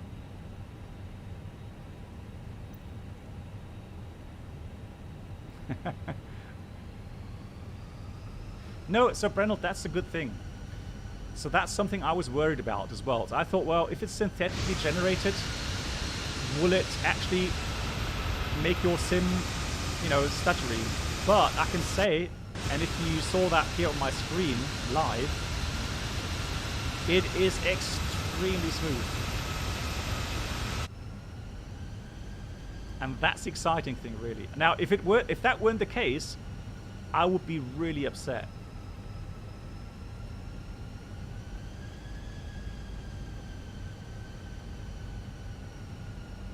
How's issue as it's saying loading menu? Well, it does that if it doesn't find an FCAT file, Crystal. Flaps 2, speed is check, flaps 2. So descent point, we're not quite yet inbound to the final descent point. The final descent point is there. And we have a higher than normal descent profile, so that's 3.6 degrees. So we have to have the aircraft slow and configured.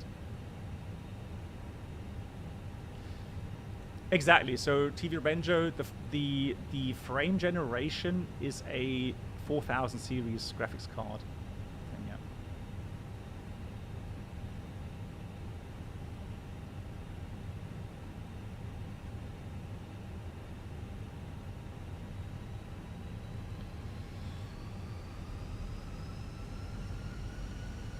So, you know, people thinking about getting this kind of upgrade, just be aware, this is really specifically for Microsoft Flight Sim. Right, there's X-Plane does not have frame generation. The same for DCS. Now DCS I have tried, Yoda has asked me, so yes, I have tried DCS, and I get 130, 140 FPS there now. So with very high settings. So that's definitely also improved a lot.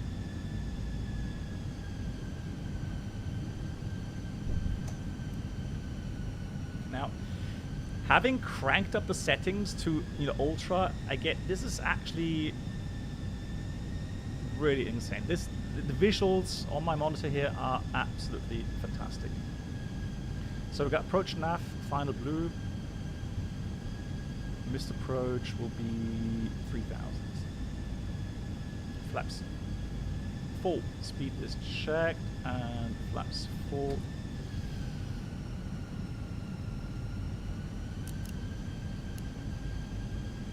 And we've got final up. There we go, wing low fuel. Correct, we'll just ignore that for now. Trying to land. So topic, guys, regarding fuel. So if we land with less than 30 minutes final reserve, so 1200 kilograms, we have to declare emergency. So really, if we went around now, we would have to go mayday, mayday fuel.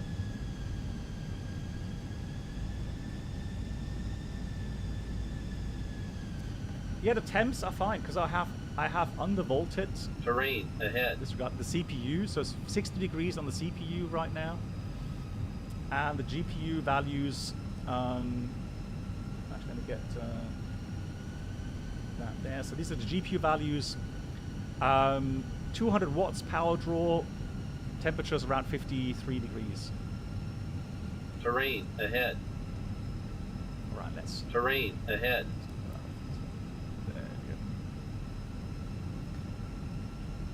Landing checklist, economic landing, no blue. There's the runway.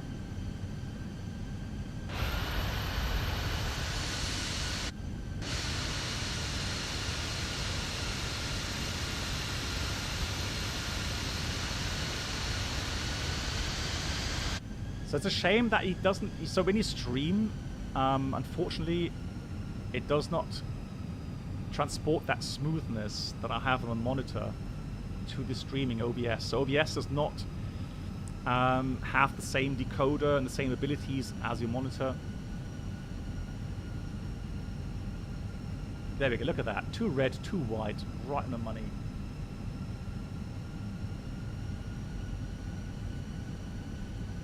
Gonna sync the throttles, auto thrust off. 1000.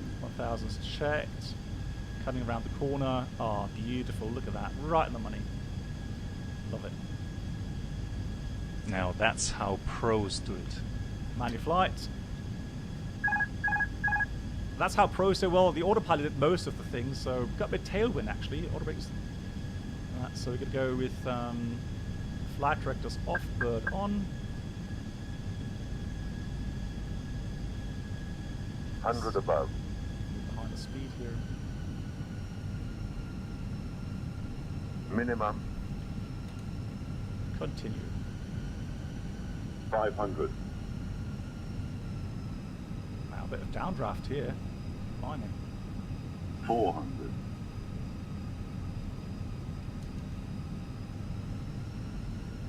300.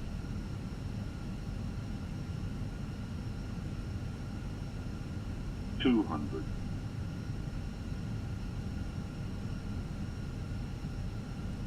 100. I can feel that tailwind really pushing us along. 50, 40, 30, 20. Retard. 5. Alright. Have to get the aircraft down. Reverse, green, spoilers, and decel.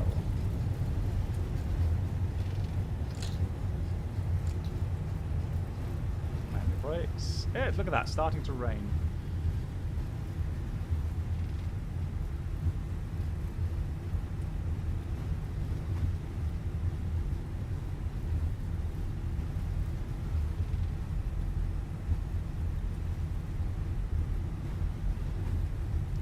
Hey, flying pole. Okay, so that's something people will be surprised about, is that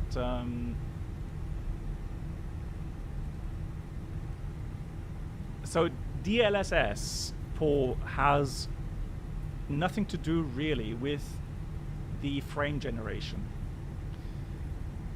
So the DLSS was actually there really for, so we talk about DLSS 2. That was there for upscaling, if you like, the resolution.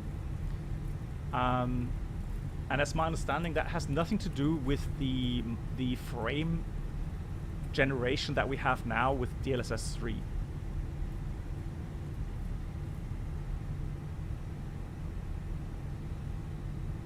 Yeah, I unfortunately didn't record because I didn't set the airport on the FSI panel. But yeah, that was not 300 something FPS, no, feet per minute.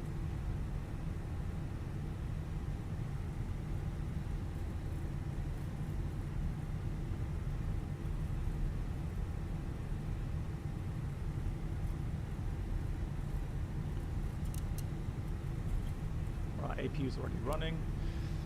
No need to do that. Let's get the radar off. That. So, after landing checklist, radar predicted assistant is off. Look how the weather has changed now. How cool is that? We just made it. Just made it in before it actually got really bad.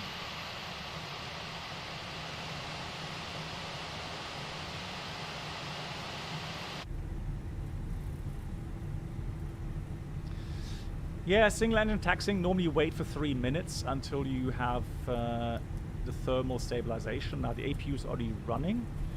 So let's pretend we already have 3 minutes. So engine 2 off. And we go and put the yellow ilic pump on so that we have a... Although I would not have done that with the Gen 1 failure in real life, because now we're literally just running on the APU generator, so that's actually a bad idea. Was that the reason? Were you trying to trick me? It worked.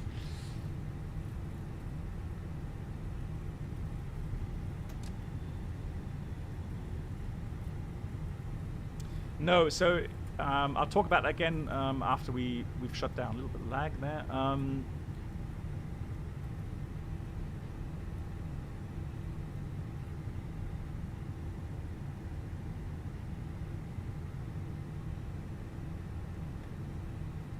Oh, I should have tried. Hang on, let me try GSX. See if that Africa we do have. That was position 6, wasn't it? No, 5. So gate 5.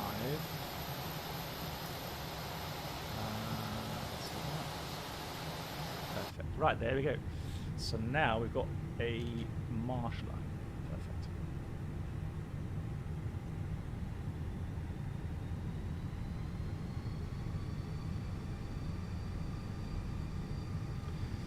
I've already given my old graphics card to someone who can really put that to good use.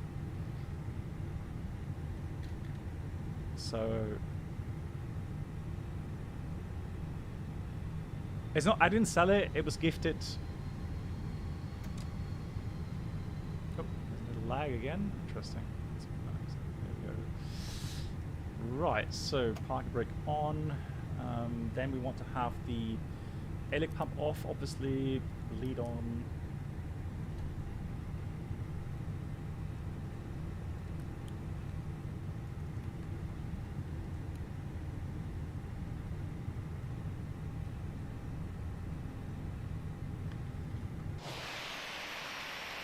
You parked a bit askew, are you kidding me?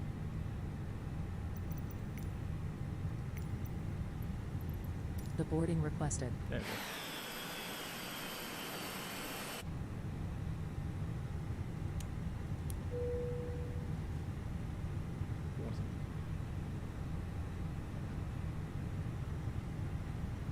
Welcome aboard the Captain Black Box Duo Channel experience. Could new subscribers please make their way to the first class cabin where complimentary drinks, snacks and premium flight infotainment will be served. Thank you. Thank you so much, Brennel, gifting us up to Monitos. Brennel, vielen Dank.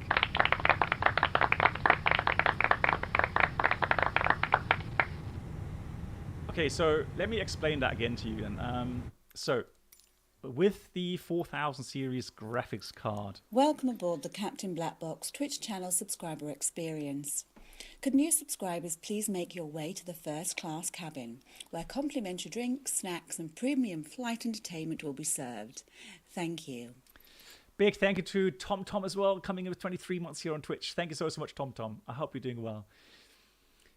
So, with a 4000 series graphics card and a DLSS 3, you have the option here in Microsoft Flight Sim to activate the frame generation. Now, if I turn that off, what's going to happen is my frame per second are going to be what it used to be. So you can see, bus is coming. If I go look at options, display FPS, and if I go and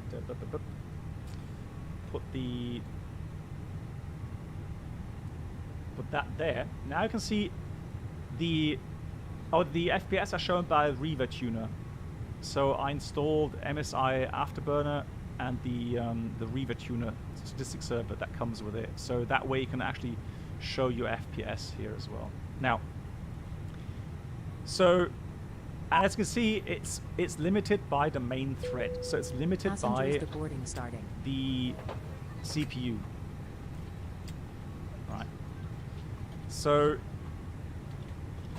if you switch on the frame generation, let me put that back again. If you put on frame generation, your CPU limit is still there. Right? So you can see again, it's still limited by the main thread. Right? However, now you're getting 103 FPS on the monitor. Right? So it's adding frames synthetically to the outputted frames from the system. That's why you get 100 FPS, double the FPS than what comes out from your system. So CPU, GPU generated frames. Hence, the only real advantage of the 4090 series here in Microsoft Flight Sim is indeed the higher FPS. I'll demonstrate to you that in London. And a smooth simulation, that works as well. It's not 100% smooth all the time, so you do get some stutters, but rarely. But again, it's just simply for a very limited amount of games out there. And Microsoft Flight Sim is one of those that have implemented that frame generation.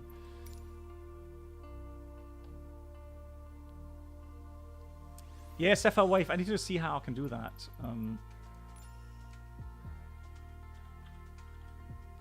I want to go there. Let's do that. Fly.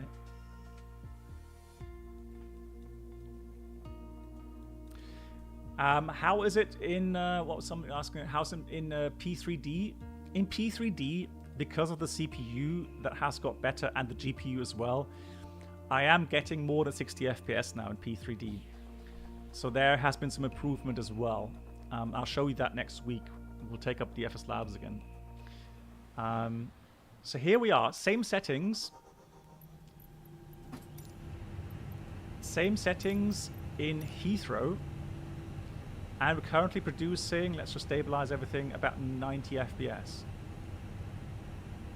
Alright.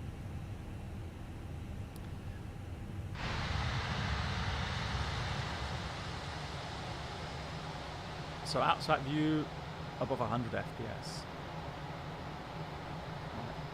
With very high detail, obviously. Now, if we take off, I'll show you that as well. We'll do a quick takeoff here. Not going to set any speeds. Failure resets.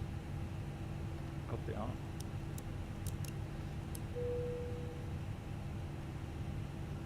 Hey Drax, have a good flight.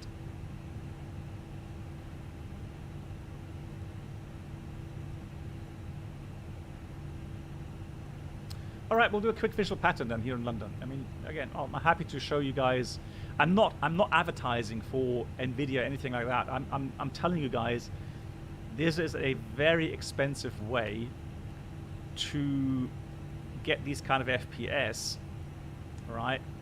Synthetically generated, that will increase your pleasure in flying, or maybe increase the pleasure of flying your flight sim here. But I am not advertising in any form because I don't think it's sensible to spend that kind of money just to get, yeah, the FPS here in Microsoft Flight Sim. I was happy also with the 30 FPS, 30 Hertz V-Sync setup, which also was very smooth. Feels fine. So again, it's just for me with the content creation, trying to stay ahead of the curve, if you like. Well, that's cool. So if AMD is able to deliver that will be fantastic. Yeah.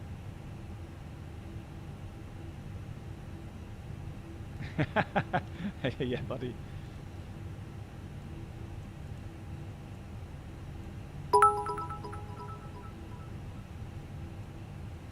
Yeah, Brennel, thank you. Will do. Thank you much again for the 90 bits.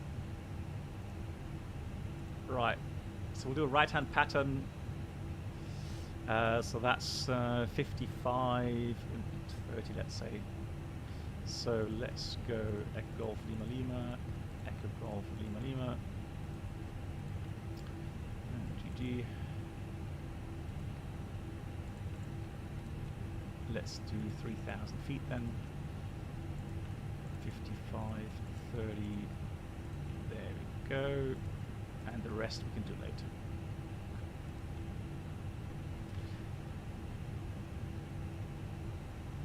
Yeah, so again, if people are worried about the GPU power draw, again, you can see here it's very stable. It'll go between 170 to 220. So it's nowhere near 400, let alone even 300 here in Microsoft Flight Sim.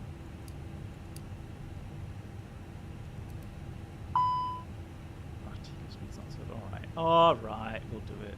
Flaps 1, 140, 142, 144. 44.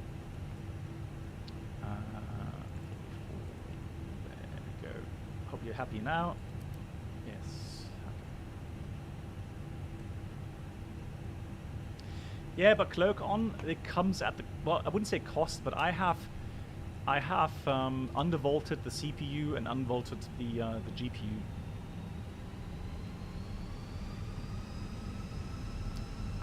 Have they commented? I need to ask.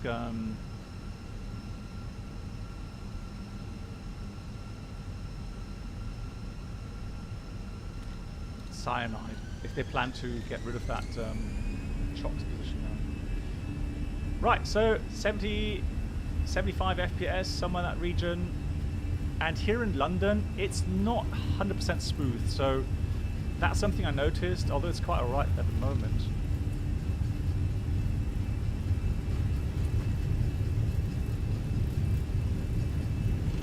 One, rotate. Pause right, gear up.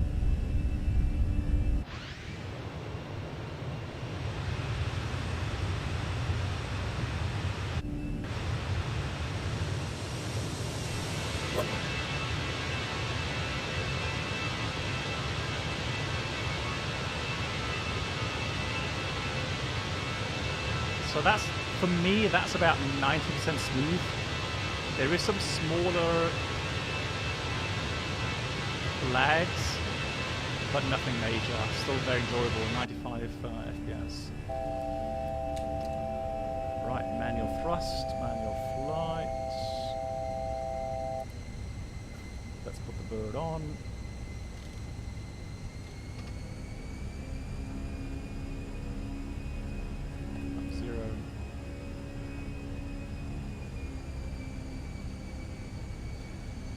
Well, NATO say, I mean, it's a bit tedious to argue Well, if you put ATC traffic on, then your FPS will drop. Well, I mean, but do you have these kind of settings in your sims? You know, it's just you can mess around with these settings and still have a very nice looking, you know, sim, and probably cover that FPS drop you get with ATC traffic.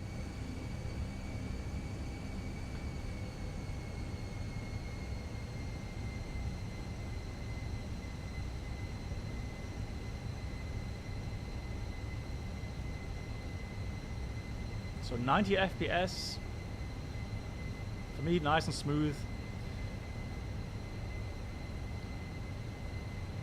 So let's head downtown.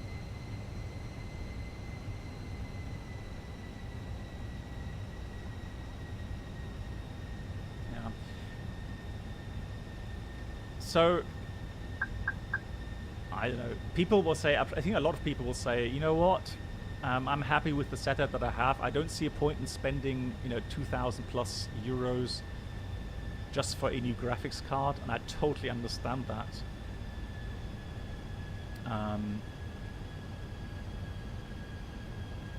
Oh, Donnie! Wow, welcome everyone. Donnie, thanks so much for the raid. Can we big shout out to Donnie O, please? What have you been up to today?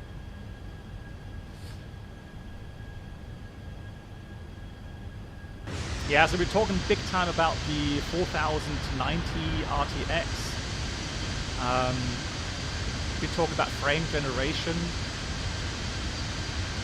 Thank you much, Brenda, for the shout out. And people probably surprised that you don't need DLSS super resolution on here on the anti-aliasing to have the frame generation working.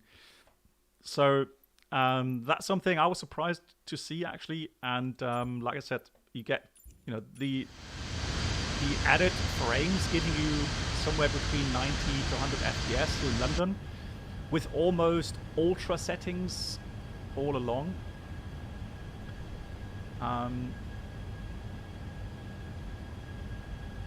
So that's something I was surprised to see because on my monitor it's actually extremely smooth. Something I've not experienced here in London at least.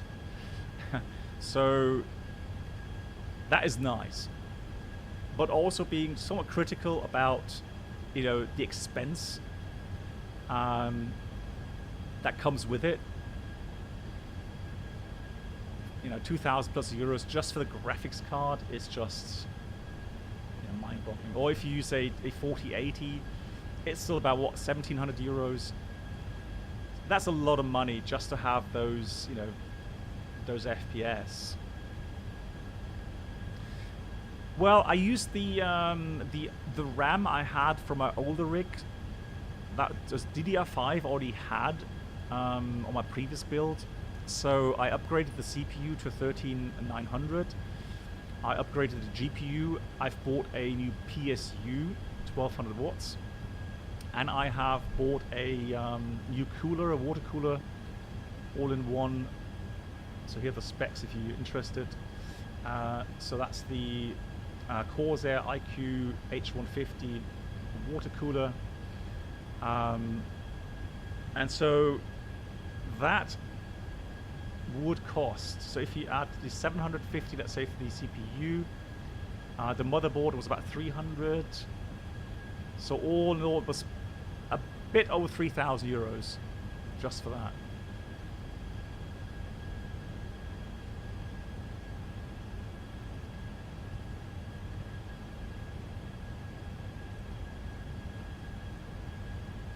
I should have pre-cached London. Because now it's kind of loading in. And my internet connection is not the best, so that's why. Alright, there's House of Parliaments. London Eye. Buckingham Palace.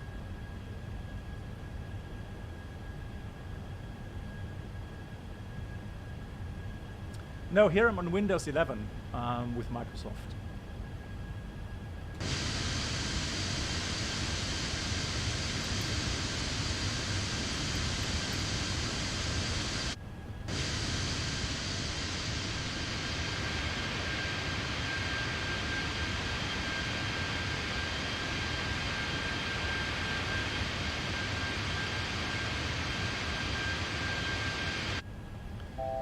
Terrain ahead. London Bridge. Pull Beautiful. up.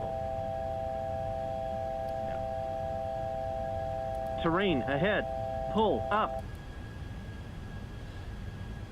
It is a stupid, Terrain expensive ahead. rig that I have, Pull no up. doubt.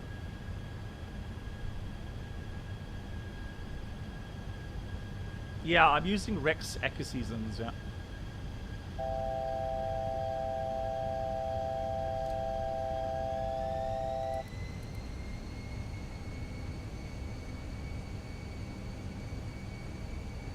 I will do a visual approach London City, do a go around, shall we? Because we can't land at London City.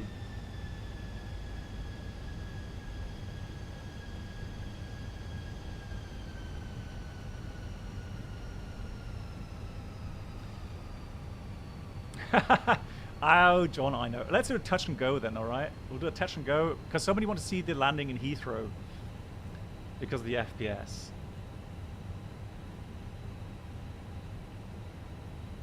Alrighty. Here comes flaps 1.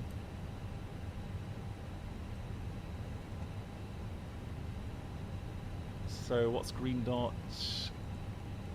I mean, VLS is 127, so let's do 132.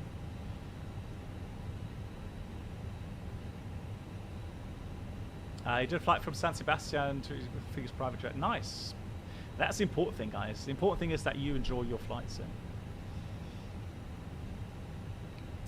Right, let's go flaps 2. Speakers check. Flaps 2. Haha, exactly, pale ale. Smooth FPS, but how about smooth landing? Do you recommend the Rex Seasons plugin? Aren't there some free ones out there on flightsim.to?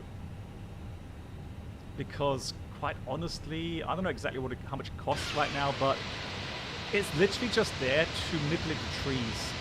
So the size of the trees, the colors of the trees, and so on. So I don't know if it's really worth that, you know, that kind of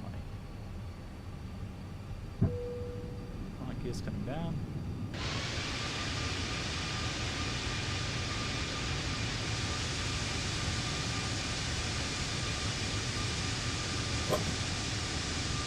So the weird experience I'm having today is flaps 3, let's check flaps 3. The weird experience I'm having today, flaps 4, is that the FPS are actually creating that sensation that you have a very smooth kind of simulation. So that does actually work.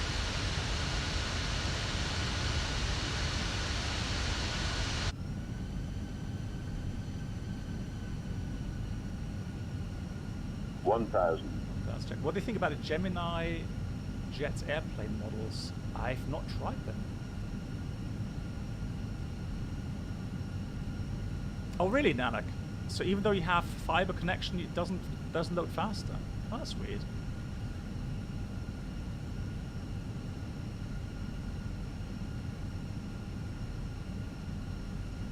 Speed, speed, speed. Oh yeah. Looking outside too much. Speed, speed, speed. That's why you have that call out. The microserver limited to 65. So what, people are still having the same issues as me then, not loading in fast enough. Is it going to be butter? We can try.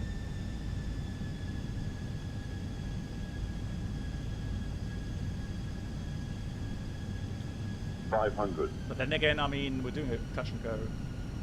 That's why we don't have any auto brakes. 400.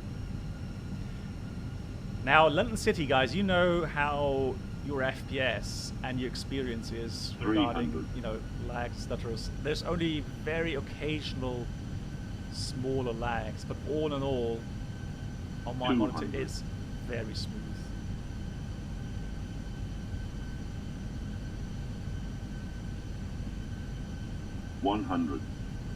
It's a weird experience. There was a little lag just then. 50, 40, too low, 30, terrain. 20, retard. 5. Right. Flaps going 2. Mantoga SRS go around track.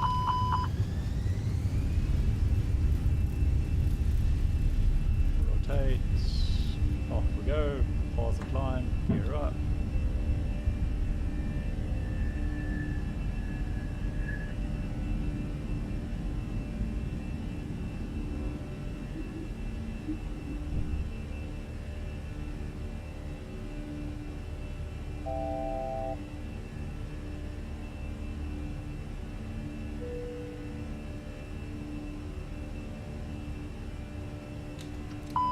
Minor thrust, flaps going 1.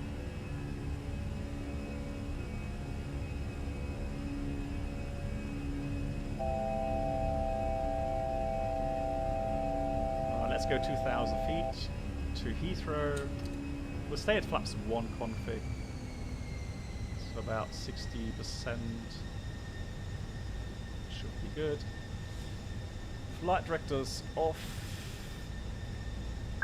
Third on. And there's Heathrow right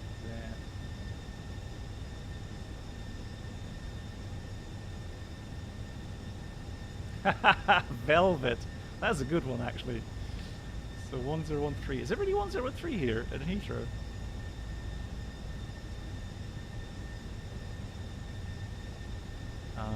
Let's do 10 degrees. And the wind, about 32010. There you go. Now go speed managed. Activate approach phase. Cool.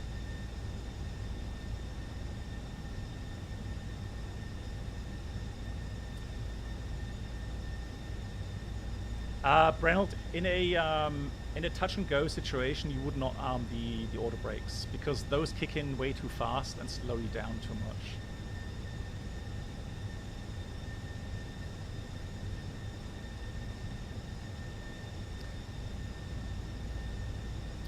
Yeah, with X-Plane 12, I'm still a bit disappointed, and I've commented earlier about X-Plane 11 with that new setup that I have. I do get in the tow list, for example, in the Los Angeles area, I do get about, I would say about 90 FPS, 80, 90 FPS. But the weird thing there is that when you're, especially when taxiing on the ground, it is still laggy and stuttery, which is so annoying. Now the GPU temps, again guys, you know, all this talk about 400, 500, 600 watts power draw from the GPU, not in Microsoft. It doesn't happen in Microsoft. I've actually just undervolted a little bit, so we're still getting good GPU clocks, memory clocks, but it's literally drawing 200 watts. I'm not saying it's not much, but it's far away from, let's say, 400 or 300 watts. The same for the temperatures, 50 degrees, 49 degrees here, and the CPU I've also undervolted by 0.1 volts, giving me still the 5.5 gigahertz clock speed.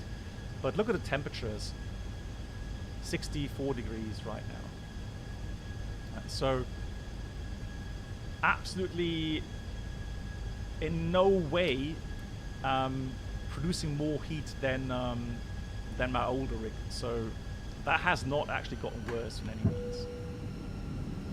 So gears coming down.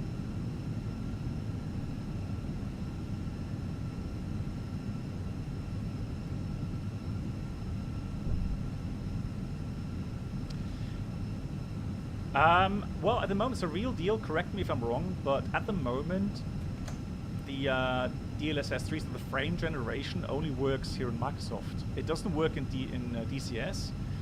Although, I mean, DCS is very well optimized, so I get like 120 plus FPS in the Caucasus region at the moment. Oh yeah, I mean, other titles, sure. I mean, other titles will definitely draw a lot more power.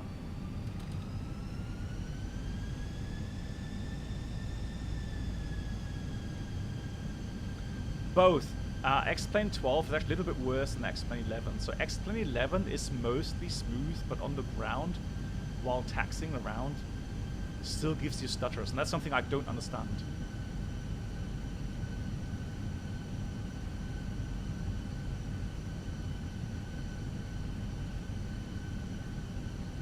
Roomba, I've already given that away to a friend of mine. It's at the moment, it's a 2K monitor. But I know, for example, Magus, he's got a 4090 as well now, and he's using a 47-inch, I think, OLED screen at 4K, and he's getting the same kind of FPS as I do. So the counter, that is from Riva Tuner Statistics server.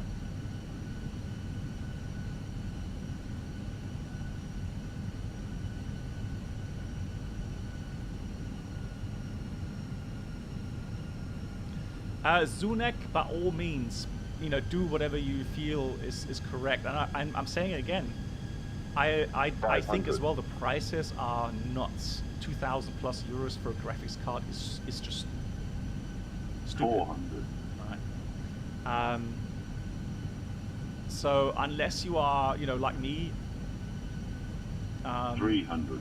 enjoying content creation, you know, enjoying flight sim 200. the way that I do, well, you know, you can maybe justify it a little bit, but otherwise 100. it's just way too expensive now. 50, 40, 30, 20, retard. 5. Oh yeah, that was butter. Spoilers, reverse green, orbit low decel.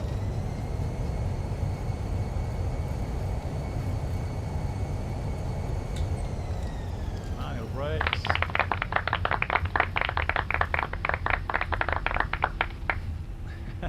Thanks so much, guy. Hey, Jesse Bella. Yeah, that's the thing. So there are some people saying, yeah, it will come to the 3000 series. Hey, Sim Caesar, how you doing? But no guarantees. And people here on the stream have commented today that AMD is looking for a solution to bring frame generation. So again, the first time I heard about frame generation and its concept, I thought sounds interesting, but will it actually work in Microsoft Flight Sim?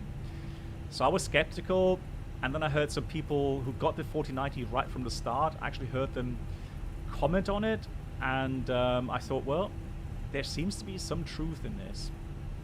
And I see we're getting a little bit of lag sometimes. And so now that I've tried it for myself, I have to say that the frame generation does work as advertised. So you just saw that here in London, 80-90 FPS. London Heathrow landing 75 FPS roundabout. And on my monitor, beautiful smooth. And we have these settings.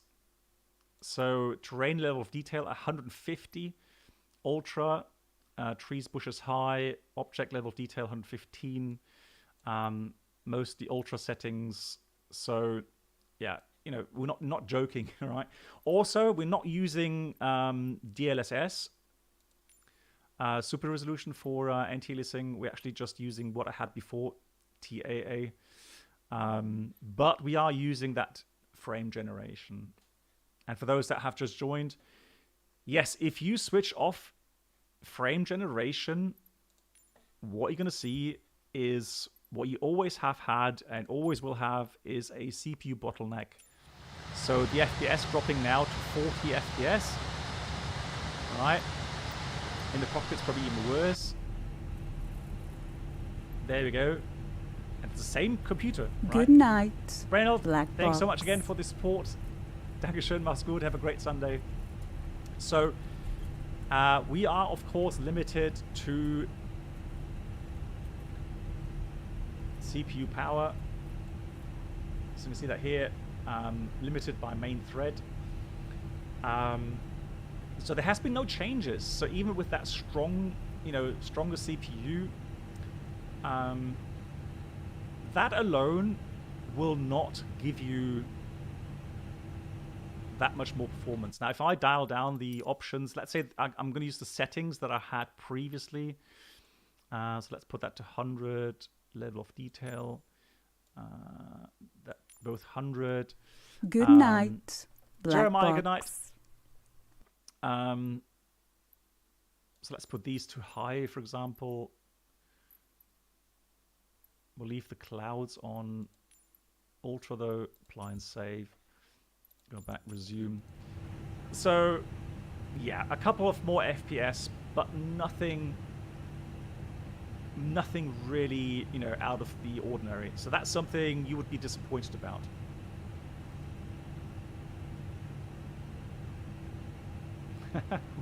Hey, how are you doing?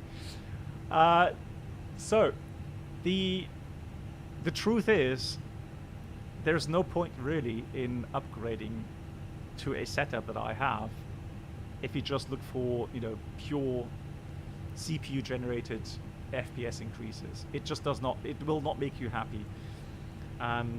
So the only sense really in getting a 4000 series graphics card here in Microsoft is really that frame generation, and then, you know, being able to crank up these settings to a lot higher values.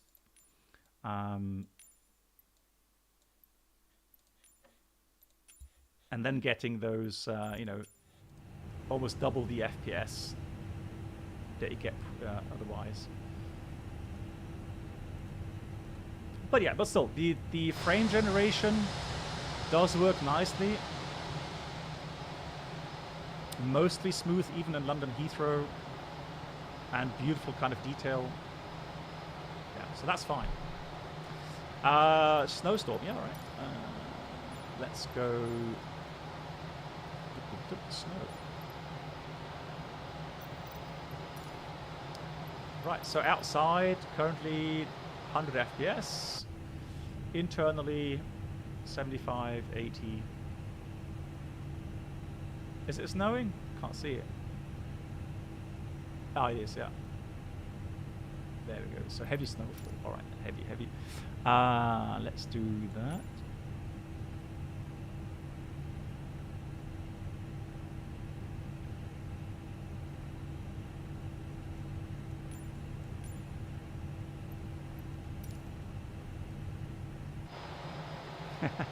Happy black box. Yeah, exactly.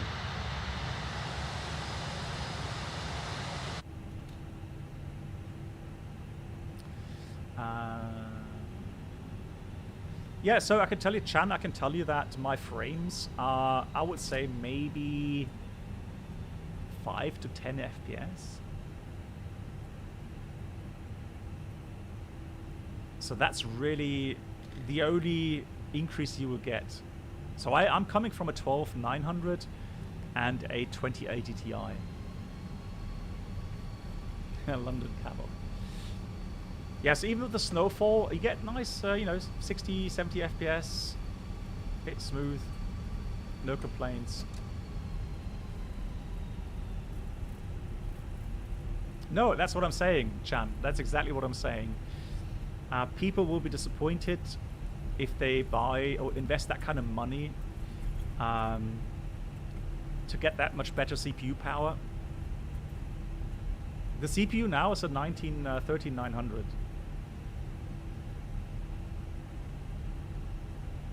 So I can show you my settings right now. That's my PC setup. So that's the setup that I have currently.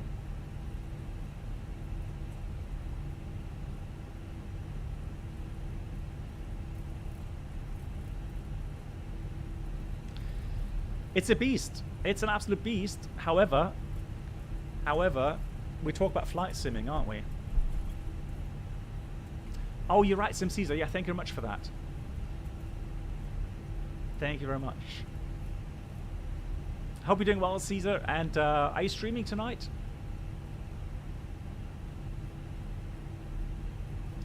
Neil, yes. So that has also been extensively tested.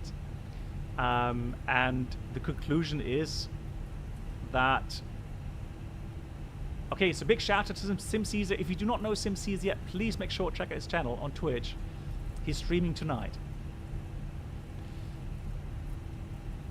Philip, I had, so previously, let's say last week, I was using the 13900K with a 2080 Ti.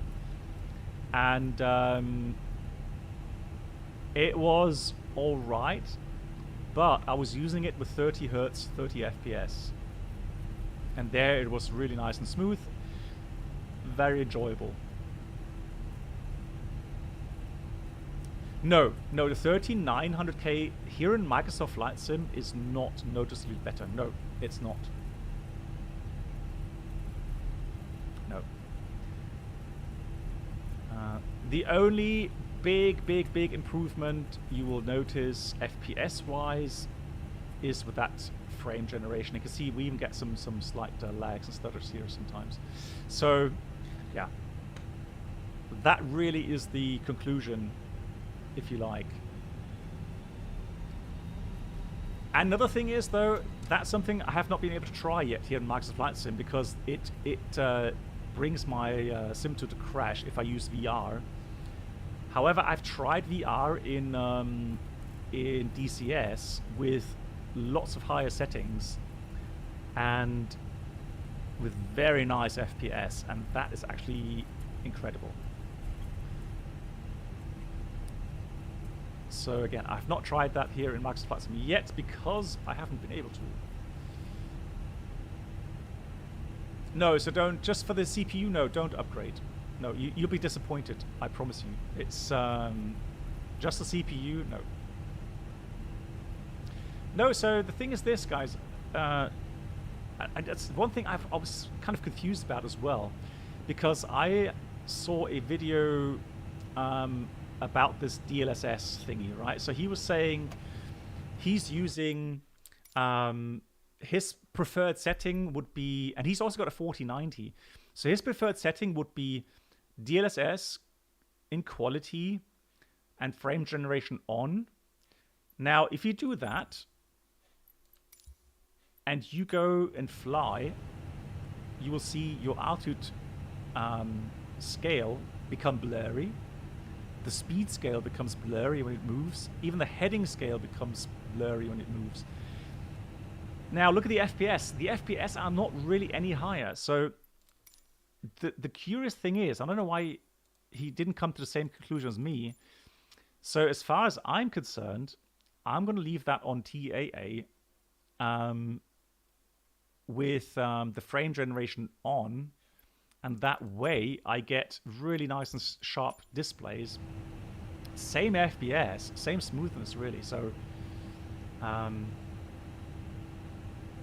for now, that's what I'm going to do. Yeah, thank you. I have to test the 49 VR on Microsoft Images. Yes. No, so I'm not really familiar with the AMD chips. I've never had an AMD chip in my PC, neither with the graphic card. So I don't know. I think if you wait a little bit, 2 or 3 months, AMD will catch up, and apparently AMD is also working on frame generation. So I don't think, investing, like, again, we talk about 3,000 plus euros to change that to the 3900 with the 4090. Just for Microsoft, I don't know. I don't think it's really worth doing that. But don't take just my word for it. It's I can't answer all for all of you.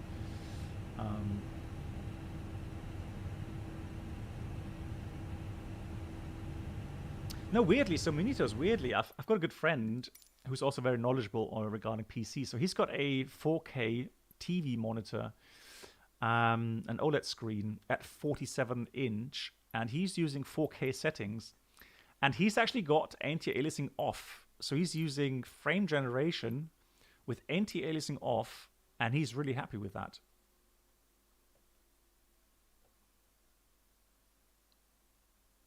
Yeah, I need to change the settings here on Twitch as well regarding my setup. Yeah. NASA's calling. They want their PC back. Lol. Oh dear. Alrighty. GG. Cool. I promise you guys next Tuesday we'll try out P3D as well and FS Labs. I'll show you what the system does there. Yeah, Neil, I would say so as well. Again, if you're not using that stuff with frame generation, and you spend that kind of money, yeah, there's you've got room for disappointment.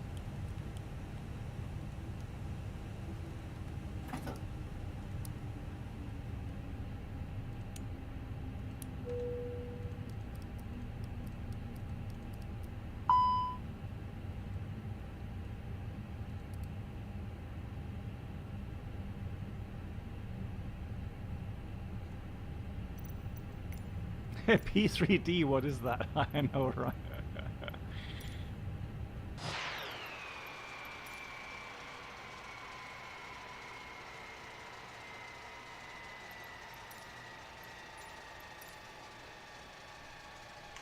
Why is the jetway moving away again? There we go.